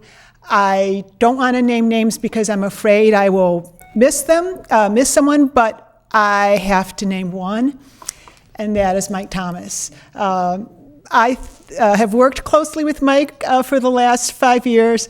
I think I'm responsible for his recent weight loss and whatever gray hairs might appear in his head. I didn't even see him back there. Mike is is a fellow Springsteen lover. In my book, All was the Boss. And Mike, you exemplify what is best about our city and those who work for us. And I'm truly grateful to have worked with you. Secondly, to all my fellow council members, you're an amazing group. I look up and down this table at all of you, and I think of each unique contribution that you have all made. And there was rarely a council meeting that went by in 6 years when someone didn't say something I didn't think of or say it much better than I ever could have. It's been a real pleasure, and I've enjoyed our discussions on various topics. I've enjoyed the deliberations. It's been truly rewarding, and I know that you will continue on to do wonderful things for our city for the next 50 years and beyond, and be the great stewards, continue to be the great stewards that you all are. And finally, to my family, my heartfelt thanks, especially to my husband, Joe, who's always been a great source of strength and support, and to my father-in-law and my late mother-in-law, Frank and Pat Waldeck, who always led by their quiet example and showed me the value of public service. I'm very, very grateful. Thank you. George? I knew this was going to come at some point. First of all, I have to say that all these comments about being some sort of financial genius would be laughed at by a few of my supervisors over the years. The reason that I think the reason that I'm able to distill some of this stuff down is that it's really hard for me to figure it out, so I assume it's hard for other people to figure out. So. And then there is a secret weapon in here named Elizabeth Hollab, who has been able to take my loose thoughts and translate them into things that make a huge amount of sense. So she deserves a lot of credit for identifying issues, for putting them on paper in ways that we can grasp and understand, and then come up with solutions. And I'm just the mouthpiece. So. Thank you, and to the rest of the staff who are, as has been said before, just incredible, professional, technically capable, diplomatic, service-oriented. Just it's a pleasure to work with this staff, and the residents of Lake Forest really benefit enormously from that. One of the most frequent comments that I've had made to me over the years about doing this is, why do you do this thankless job? And I've always thought that I haven't found it to be that way. You don't do it for the money, but you do it because it's a way to contribute. And it's been an honor. I've actually learned a lot I've learned a lot about finance. And you get a chance to help people solve problems, not just at the big level of what we decide up here, but people who are having problems with their home or their neighbors or whatever. Sometimes it can get a little thorny, but it's rewarding, and there's a lot of appreciation there. Working with this group of people and all the other people that are involved in the city government has been, first of all, an opportunity to meet and get to know and work closely with some really talented people who you otherwise wouldn't come in contact with. So that's been a benefit. And I just hope others out there who think it's a thankless job that you would never want to do will actually step out and volunteer. And hopefully there'll be ways for me to contribute as well going forward. And lastly, I'd like to thank my wife Peggy, who's been suffering in silence for the last 6 years as I disappear. Well, that's just the recent tour. As I'm between traveling for business and being here, it's been a lot. And she's always sort of smiled and waved as I walk out the door. So thanks, Peg. And then Don, we didn't know each other before. This is one of those examples. We're in a similar business. It's been a delight to work with you. And you have, I don't know how else to say it, but you are like the smoothest guy I've ever met. I don't know if that's good or bad. No, I mean in a good way. No, I mean in a very good way. And in a way that calms down situations and gets things done and keeps everything going forward. And it's been a real treat. So, thank you. Okay, my turn. I was going to thank a lot of people tonight, but I know if I tried to do that, I would miss people. And so I'm not going to do that. I'm just going to say thank you. Thank you to each of you. Thank you to our amazing city staff. People ask me, what it was like to be mayor, and as many of you said, it's a lot of work.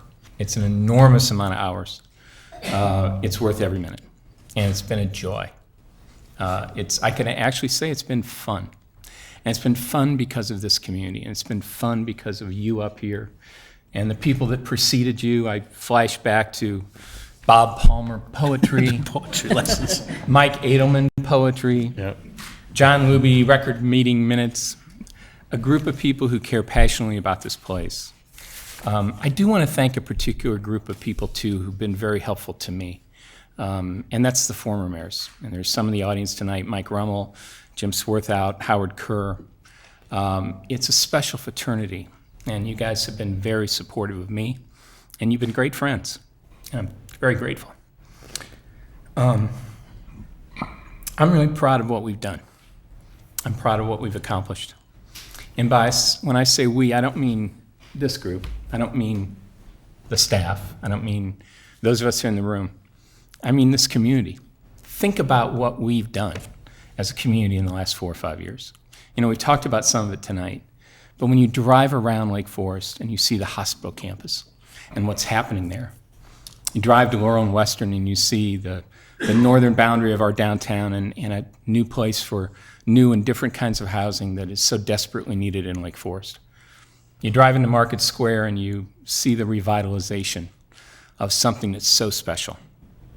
You look at the train station and realize that's the face of what a lot of people see when they get off the train at night. That's like our front door. You drive by Gorton. You think about where Gorton was just a few short years ago. Gorton was almost gone. But a bunch of people got together and said, we're not going to let it happen. We're not just going to let it happen, we're going to make it better. And people like this guy sitting next to me did that. And now it's an amazing place. We talked tonight about Forest Park. What a special place. And that wouldn't have happened if it weren't for this community, and what we've been able to do. And I'm particularly proud, and many of you heard me say this, of our strengthened relationship with the college. I think the college is an extraordinarily important part of this community. And I'm very proud that we've worked hard to build that relationship and made it deeper. And I think it will be a good thing for us and for them for many years to come. And finally, I'm also very excited about our marketing effort. I believe it's important. I believe it will be successful, and I believe that we have the right people in charge of it. We need to get out the word that this is a special place. It really is an amazing place to raise a family, to live and to work. Never in my wildest imagination did I think I would have an opportunity to give back this way.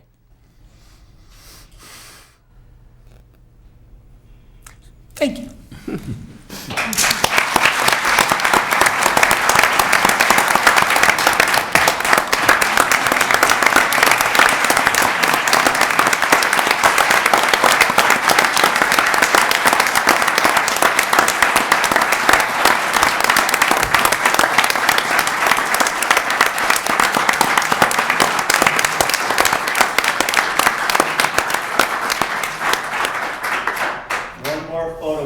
The aldermen who are leaving, please unwrap your signs and hold them up so Bill can get a picture of your sign.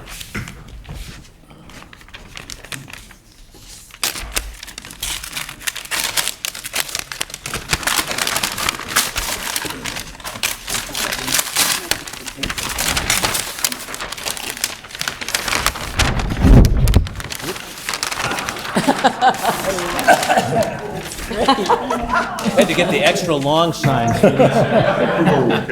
I get my own way.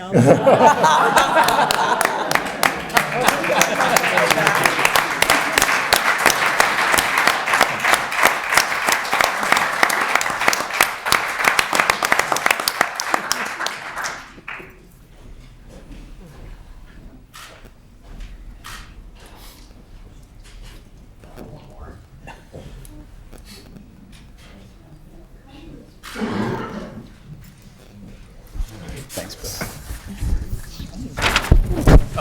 Before I ask for a motion to adjourn, I also want to follow George and Catherine's comment. I want to thank my family. They've been amazing. My wife Cecile, my son Jonathan, my daughter Elizabeth have been great. Thank you. If there is no other business to come tonight before the council, I would ask for a motion to adjourn. I move we adjourn. Do I have a second? Alderman Waldeck. Second. All those in favor? Aye. All those opposed? Mr. Lansing, the floor is yours.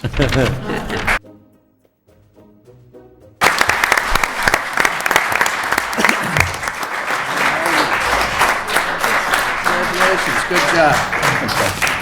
Moving on, please. Waldeck.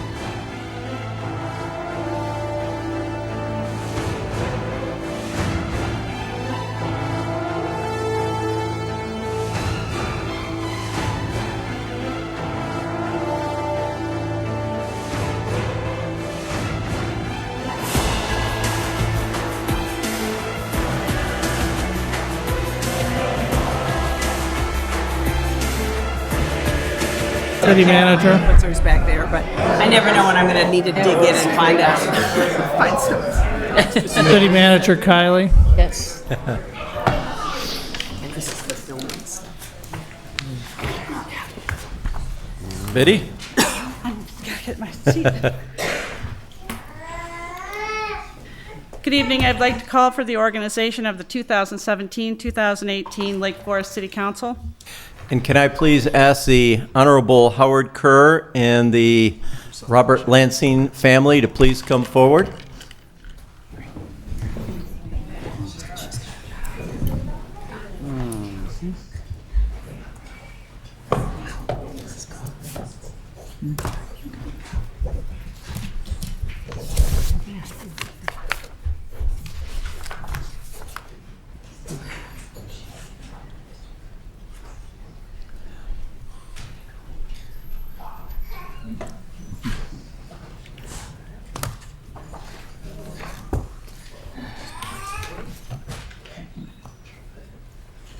Please raise your right hand and repeat after me. I,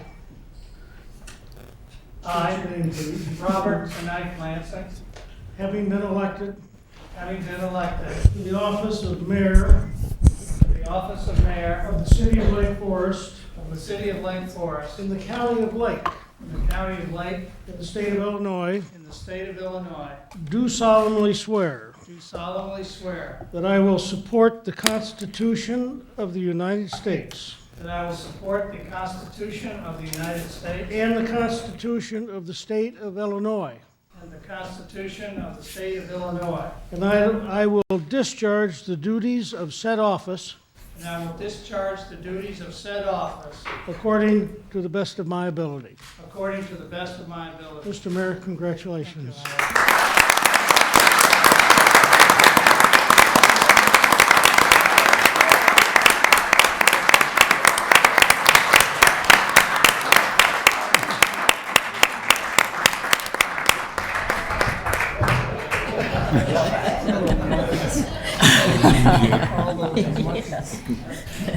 Can I now ask the Alderman-elect to please step forward?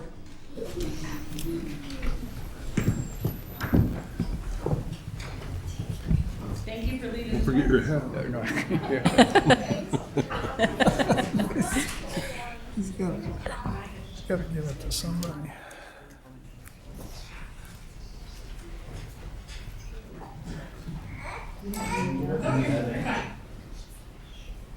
Where am I going? Straight.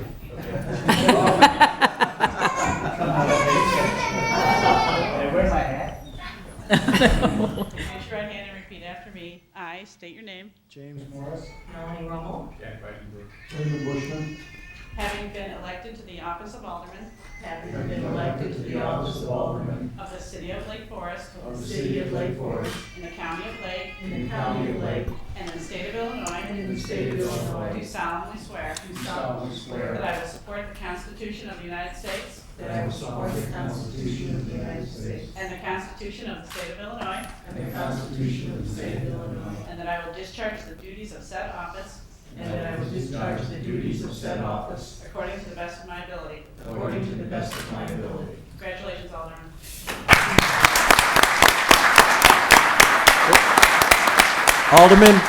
Alderman, please stay there. We're going to get a class picture. If Mayor Lansing would come down.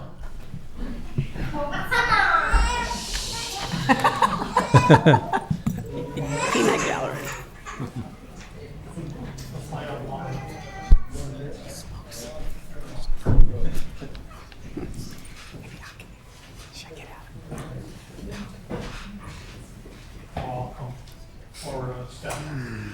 This isn't as difficult.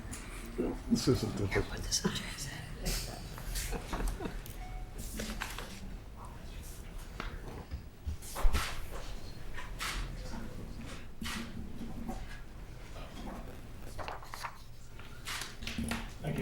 Thank you all.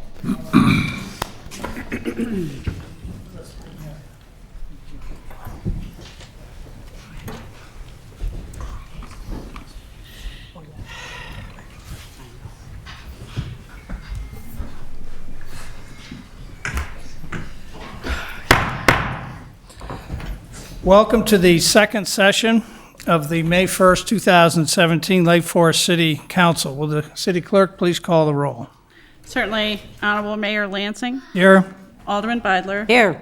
Alderman Morris. Here. Alderman Newman. Here. Alderman Rummel. Here. Alderman Tack. Here. Alderman Reisenberg. Here. Alderman Moreno. Here. Alderman Bushman. Here. Mr. Mayor, you have a quorum. Thank you. The first item on the agenda is the election by City Council and appointments by the mayor as required by the Charter of the City of Lake Forest and City Code. City Treasurer Elizabeth A. Holub, City Supervisor Robert R. Kiley Jr., City Marshal and Collector Carl Waldorf, City Attorney Victor Filippini, the City Clerk Margaret Boyer, City Surveyor and Engineer Gawalt Hamilton Associates. May I have a motion to approve these appointments? So moved. Second. All those in favor? Aye. Any opposed? Hearing none, the motion carries. It is an honor and a privilege to serve as mayor of Lake Forest, a strong and thriving community kept that way for many decades by a never-ending chain of capable, committed, fair-minded citizen volunteers. I hold a deep feeling of gratitude for the many decades of civic engagement and leadership that built upon the best ideas, values, and principles of our predecessors, in some cases dating back, of course, to the founding of the city and even the founding of this republic. And God bless them, for look what they have given us over these many years in our 17 square miles known as Lake Forest. Universal recognition as one of the very best residential communities in the United States. This work is never done, however, nor will it ever be, for saying we are the best won't get the job done. And there are challenges ahead of us, including a low-functioning state government and other influences from outside of Lake Forest to be managed. But as in the past, problems and opportunities will be addressed and resolved in the best long-term interests of Lake Foresters. So guided by the example of our predecessors and inspired by the desire to leave this community in good health and in good order for our children and grandchildren, I go forward to do my best, heartened and secure in the knowledge I have your best wishes and support. And in that spirit, I turn to the next item on the agenda, which is a resolution of appreciation for Alderman Catherine Waldeck. First Ward Alderman, May 2011 to May 2017. Whereas during her term of office, she served as a member of the City Council and Finance Committee, was chairman of the Public Works Committee, served on the Founders Council of the City of Lake Forest and Lake Forest College, was liaison to Legal Services and Parks and Recreation. And whereas she was a member of the Plan Commission for 2 years, reviewing residents' proposals for new construction and demolition of existing structures. And whereas she served on the boards of A Safe Place and as a member of Northwestern Medicine, Lake Forest Hospital's Women Auxiliary Board, and on the parent board of the Lake Forest Dance Academy. And whereas she has devoted much valuable time and personal attention to the work of these committees, most recently with important projects before the Public Works Committee and the Lake Forest Water Treatment Plant, and the duties of the City Council, on behalf of the citizens of Lake Forest, continually meeting her responsibilities with purpose and dedication. Whereas the citizens of Lake Forest recognize and are deeply appreciative of the valuable time and service contributed to the preservation and improvement of the quality of life in our community, now therefore be it resolved that the City Council of the City of Lake Forest, Illinois, hereby expresses a profound gratitude of the citizens of Lake Forest to Catherine A. Waldeck for the loyal and faithful public service she has given by means of this resolution, which shall be spread upon the permanent records of the City Council. Catherine, come. Is she gone? No, She's here, I hope. I hope. And Mr. Mayor, you wanted to call for a motion on that? Oh, yes. Rookie mistake. He was actually testing me. We had this worked out ahead of time. Victor is awake. My first check by, Dick. May I have a motion to approve this resolution? So moved. Second. All those in favor? Aye. Any opposed? Hearing none, the motion carries.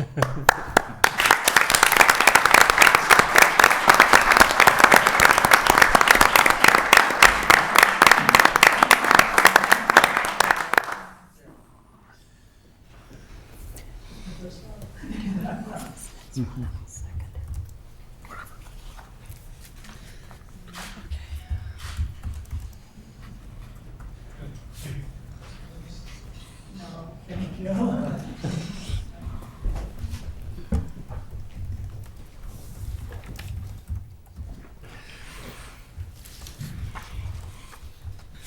Next is consideration of a resolution of appreciation for George A. Pandeleon, Second Ward Alderman, May 2011 to May 2017. Whereas during the term of office, he served as a member of the City Council and Finance Committee, served as chairman of the Finance Committee, served on the Property and Public Lands Committee, the Personnel Compensation and Administration Committee, and was liaison to Audit and LOA ad hoc committees. Whereas he worked for 6 months to re-energize Gorton Community Center as its interim chairman of the board and oversaw its reorganization and financial sustainability structure, he was chairman of the Plan Commission, instrumental in securing the Laurel and Western Avenue redevelopment project, and chairman of the Zoning Board of Appeals for 2 years, reviewing new construction, demolitions of existing structures, requests for variances from the zoning code, as well as hearing requests for special use permits. And whereas he has devoted much valuable time and personal attention to the work of these committees and the duties of the City Council, and on behalf of the citizens of Lake Forest, continually met his responsibilities with purpose and dedication. And whereas the citizens of Lake Forest recognize and are deeply appreciative of the valuable time and service contributed to the preservation and improvement of the quality of life in our community, now therefore be it resolved that the City Council of the City of Lake Forest, Illinois hereby expresses the profound gratitude of the citizens of Lake Forest to George A. Pandeleon for the loyal and faithful public service he has given by means of this resolution, which shall be spread upon the permanent records of the City Council, an august record for sure. May I have a motion to So approve? moved. Second. All those in favor? Aye. Aye. Opposed? Hearing none, the motion carries. George.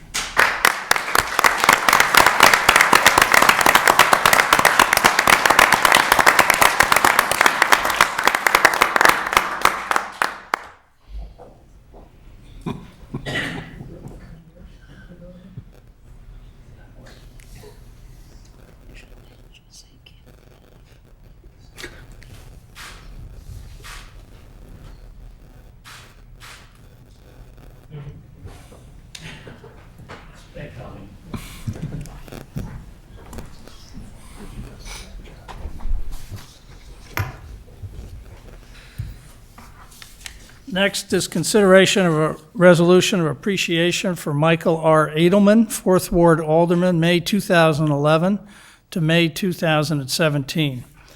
Whereas during his term of office, he served as a member of the City Council and Finance Committee, served on the Property and Public Lands Committee, was liaison to Business and Commerce, Parks and Recreation, Legal Services, and served on the Lake Forest, Lake Bluff Parks and Recreation Task Force and the Ad Hoc Golf Advisory Committee. And whereas he was a member of the Plan Commission, bringing his expertise to discussions in securing the Laurel and Western Avenue redevelopment project and Zoning Board of Appeals for 2 years, reviewing residents' proposals for new construction and demolitions of existing structures and requests for variances from the zoning code, as well as hearing requests for special use permits. And whereas he has devoted much valuable time and personal attention to the work of these committees and the duties of the City Council, and on behalf of the citizens of Lake Forest, continually met his responsibilities with purpose and dedication.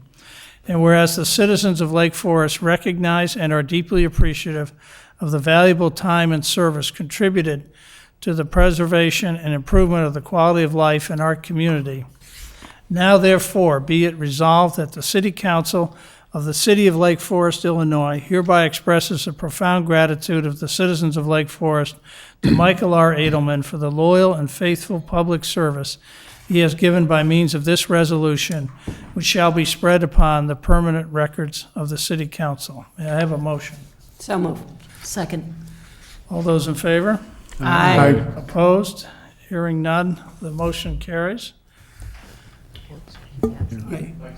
He's not, okay, so we're gonna, okay, next is consideration of a resolution of appreciation to Donald P. Schoenheider, who has served the city of Lake Forest as mayor from January of 2013 to May of 2017. And whereas prior to being elected as mayor, he served as 3rd Ward Alderman from 2010 to 2013, and for 6 years on the Building Review Board, with 1 year as chairman. And whereas during his term of office, he served as chairman of the Personnel, Compensation, and Administration Committee, a member of the City Council Finance Committee, as liaison to all committees, including the Transportation Safety Enhancement Committee. And whereas he has administered the office of mayor with the courage, foresight, dignity, and leadership essential to the best interests of the entire Lake Forest community, giving unsparingly of his time and effort. And whereas during his tenure, significant strides were made in enhancing community engagement in civic issues, promoting the 4 cornerstones of the Lake Forest community: family, education, tradition, and philanthropy, and developing a sustainability plan. He has provided the necessary leadership and guidance to the City Council during numerous complex deliberations, some of which included working with state and federal legislation on police and fire pensions, as well as to improve train safety. And whereas he has provided the necessary leadership and guidance to the City Council during major community events, including hosting 3 BMW golf championships, initiating a marketing campaign for Lake Forest, and seeing the restoration of Forest Park, Market Square, Gorton Community Center, Ragdale, and the East Side train station.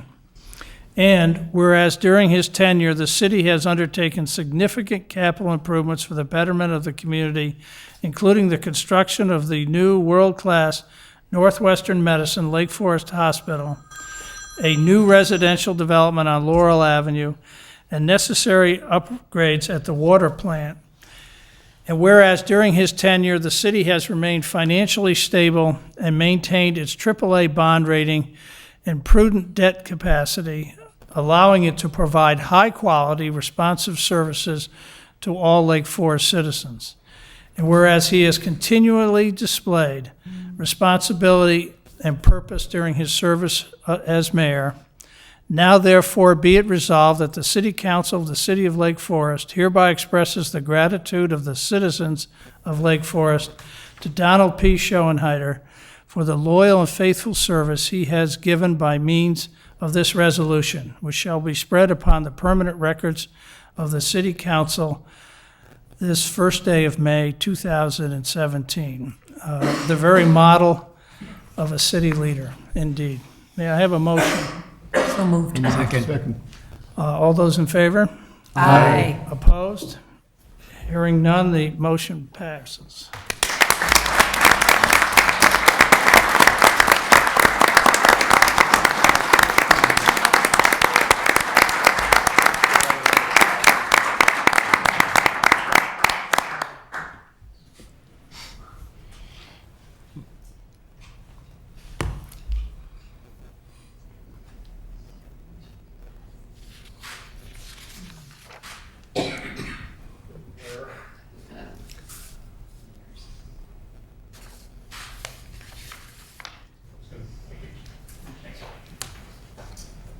Good job. Love to have you.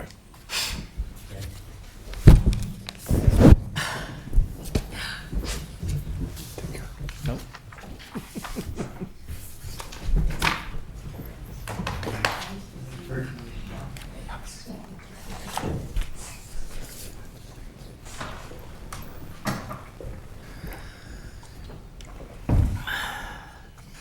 The next, excuse me. The next item on the agenda are the 2017-2018 Board and Commission appointments and reappointments.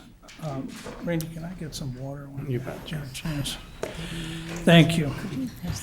To the Building Review Board, the reappointment of James Diamond, Robert Rita, and Ross Friedman, and the reappointment as chair, Ted Notes.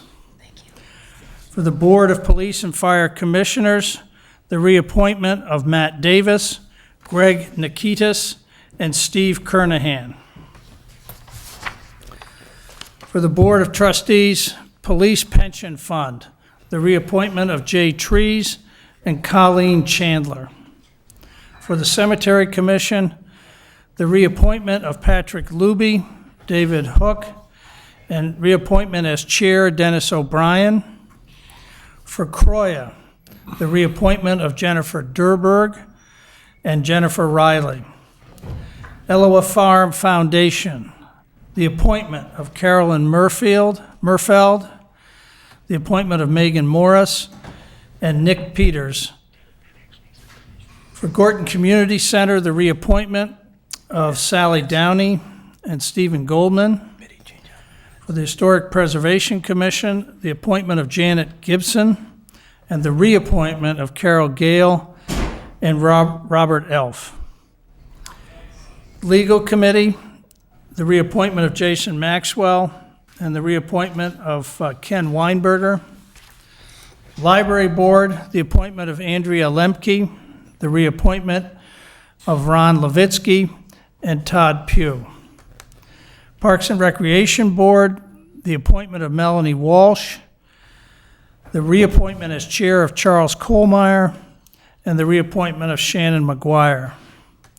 For Plan Commission, the appointment of Louis Pickus, and also as liaison to the Zoning Board of Appeals, the reappointment of Michael Freeman, Rosemary Kerr, and Guy Berg. The Senior Resource Commission, the reappointment as chair of Steve Potzik, the reappointment of Thomas Sullivan and Mary Jo Davis. For the Zoning Board of Appeals, the appointment of Lisa Naring and the reappointment of Richard Plonsker. May I have a motion to approve these appointments? So moved. Second. All those in favor? Aye. Any opposed? Hearing none, the motion carries. Next item on the agenda is approval of a resolution of appreciation for retiring members of boards and commissions as follows. Building Review Board, Michael Bleck. Croya, Alan Hender and Rebecca Quackenbush. Gorton, John Luby. Historic Preservation Commission, Susan Athenson. Library, Lynn Casper. Plan Commission and liaise to the Zoning Board of Appeals, Lloyd Culbertson, and Eloa Farm, Samuel Henry and Patricia Moore. May I have a motion to approve a resolution of appreciation? So moved. Second. All those in favor? Aye. Any opposed? Hearing none, the motion carries. Certainly champions all of many, many years of devoted service. Next is approval of a city council liaison position to the Lake Forest Open Lands. A little background on that. As done between the city, in particular the city council, and many Lake Forest institutions and activities, a council member is appointed as liaison for the purposes of improved communications. In this case, we have the city of Lake Forest and Lake Forest Open Lands, both of whom are large landowners and land managers in the city, often with adjoining properties and common objectives. In your packet is a description of the position or the purposes of it. It should be said that Alderman Tack really initiated this idea and pressed it forward, going back to the deliberations on the McCormick Ravine land exchange. I intend to appoint Alderman Bushman to hold this position of liaise in the forthcoming year. May I have a motion to approve this new position and the appointment of Alderman Bushman? So moved. Second. All those in favor? Aye. Aye. Any opposed? Hearing none, the motion carries. Next, item 2 on the agenda, comments by the city manager. Mr. Mayor, did you want to talk about your council appointments at all? On H, I'm sorry. Oh, H. Oh, yes, there I go again. That's all I'm right. going to get this down. Don't hurry. A long time. In line with that long list of citizen volunteers, as many of you know, there are 4 standing committees of the city council. And I have made the following appointments, and the aldermen have graciously accepted these positions. The first committee is Finance, which is actually a committee of, operates as a committee of the whole of the council, and Jed Morris will serve as chair of the Finance Committee in the coming year. For the Personnel, Compensation, and Administration Committee, as has been done in the past, I will chair that committee and be supported by Tim Newman and Jack Reisenberg. The Property and Public Lands Committee will continue to be chaired by Jack Reisenberg, with Ray Bushman and Jed Morris supporting him. And the Public Works Committee will be chaired by Alderman Tack, with Alderman Rummel and Moreno supporting him. Those are my appointments, the mayor's appointments. Now, to the city manager. Thank you, Mr. Mayor, members of the council. First, congratulations and welcome. The staff very much looks forward to working with all our new aldermen, and all I can say is that hopefully with your tour and everything, you're coming to this with your eyes wide open. So no regrets, hopefully no regrets. The only item I have this evening is to remind those at home and watching on TV that we have ward meetings coming up. We have Ward 1 on Monday, May 8th, and that is at Gorton Community Center. Ward 3 will be meeting on Wednesday, May 17th, also at Gorton Community Center. Ward 4 is on May 18th, and that is at Fire Station 2 on Telegraph Road. And finally, Ward 2 on Wednesday, May 31st at Cherokee School. With that, that concludes my report for this evening. Thank you. Next, comments by council members. Any comments, thoughts, ideas? Hearing none, I will proceed to item 4, opportunity for citizens to address the city council on non-agenda items. Seeing none, we will move forward to item number 5, items for omnibus vote consideration, which I will propose we vote on as a whole unless a request is made to remove an item. The first is approval of the regularly scheduled meetings of the Lake Forest City Council for the year 2018. Second, authorization for the city manager to enter into an agreement with William L.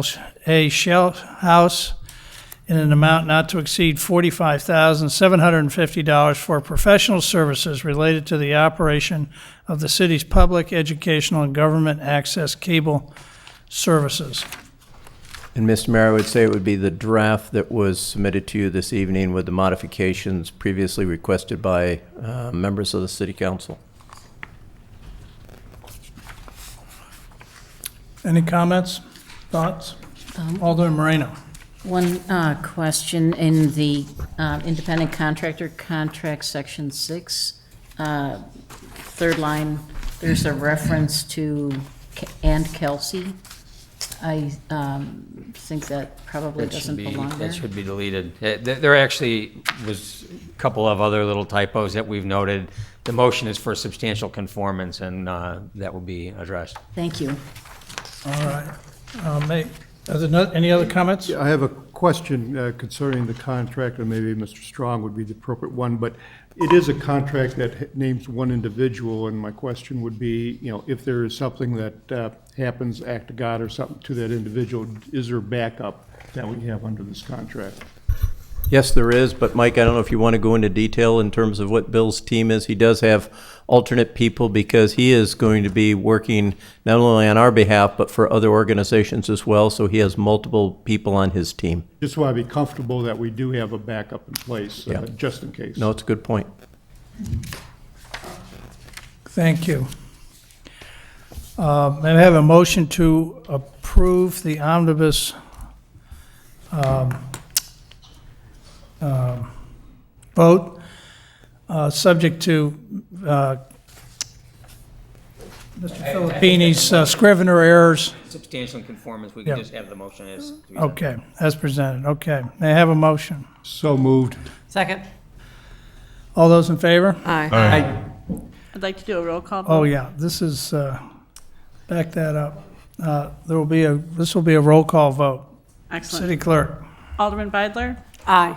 Alderman Morris? Aye. Alderman Newman? Aye. Alderman Rummel? Aye. Alderman Tack? Aye. Alderman Reisenberg? Alderman Moreno? Aye. Alderman Bushman? Aye. 8 yea, 0 nay, motion carries. Next item on the agenda is ordinances, and there are none brought forward tonight. Number 7, new business, consideration of an ordinance authorizing the issuance of general obligation bonds, Series 2017, first reading, with the staff report from Elizabeth Holub, Finance Director. Good evening. Thank you, Mayor and City Council. The first slide here is the current 5-year forecast for the Water Fund capital budget. And as you can see, the FY18 budget in the capital fund programs $9.3 million in bond proceeds. The $9.3 million in bond proceeds funds the water plant project here, with construction occurring in FY18 and FY19. Those contracts were approved by the City Council in April. You can see that that project began with actual expenditures in 16, approximately $1 million in water capital funds have been spent in 16 and 17 on design and engineering. And then you can see the program construction costs being funded with $9.3 million in bond proceeds, and then another approximately $500 in additional CIP funds of the Water Capital Fund over the next 2 years. So that has been in the 5-year forecast for a couple of years as we talked about the water plant project.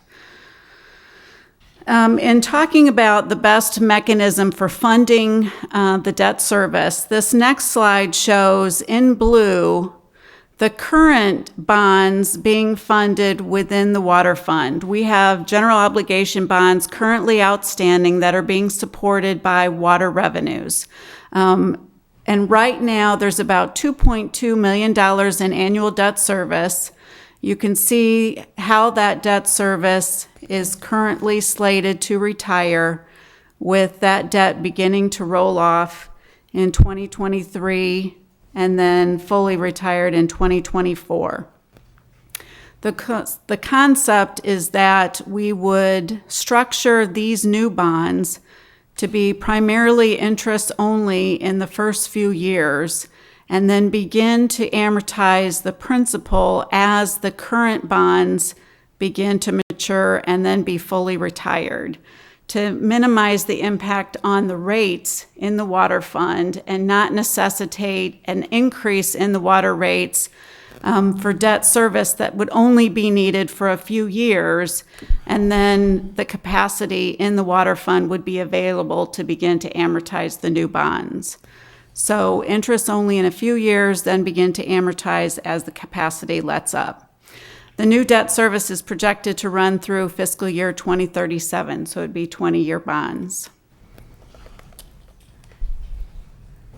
So that just shows the incremental debt service that would be needed to be funded above the current debt service programmed in the existing water fund budget.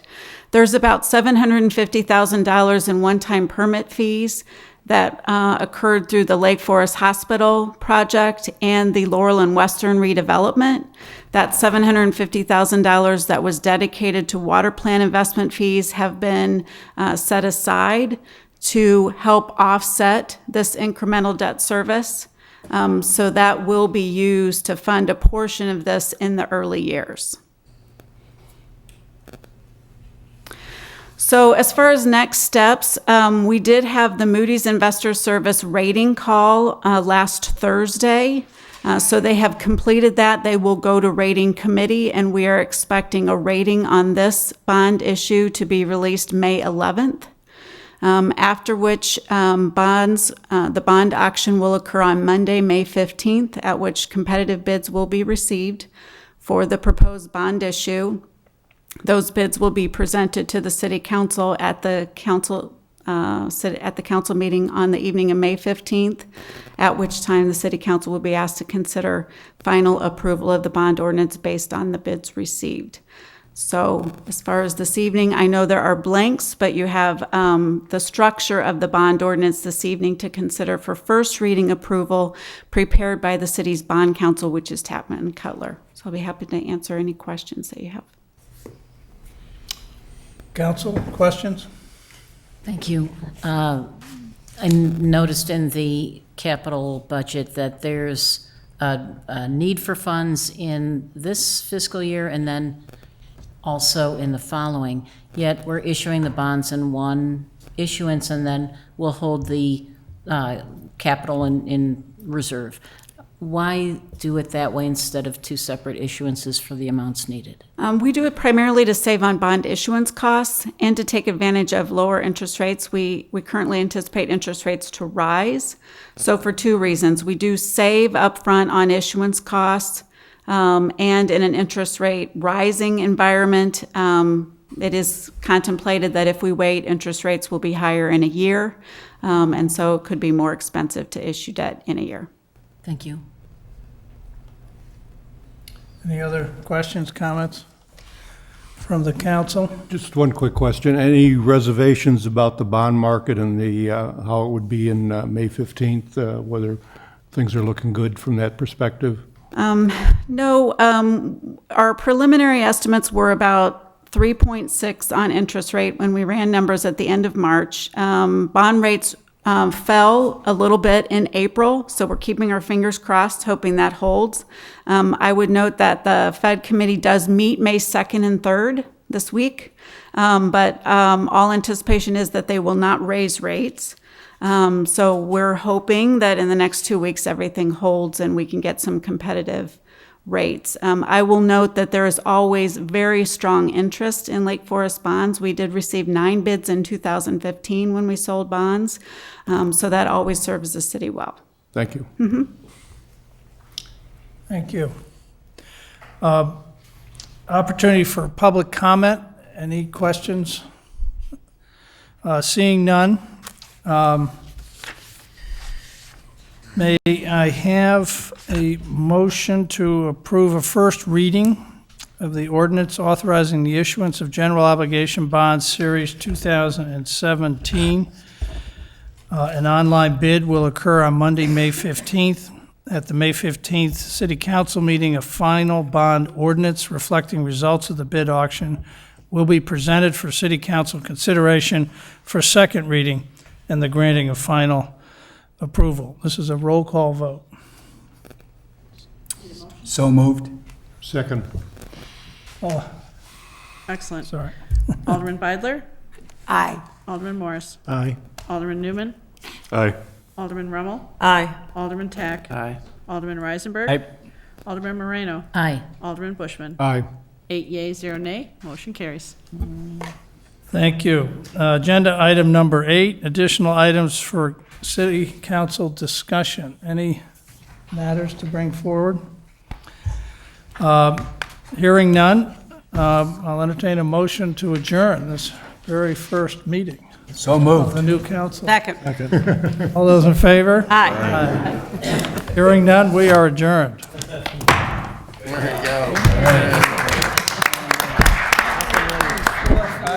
We got through any muscles. It's okay.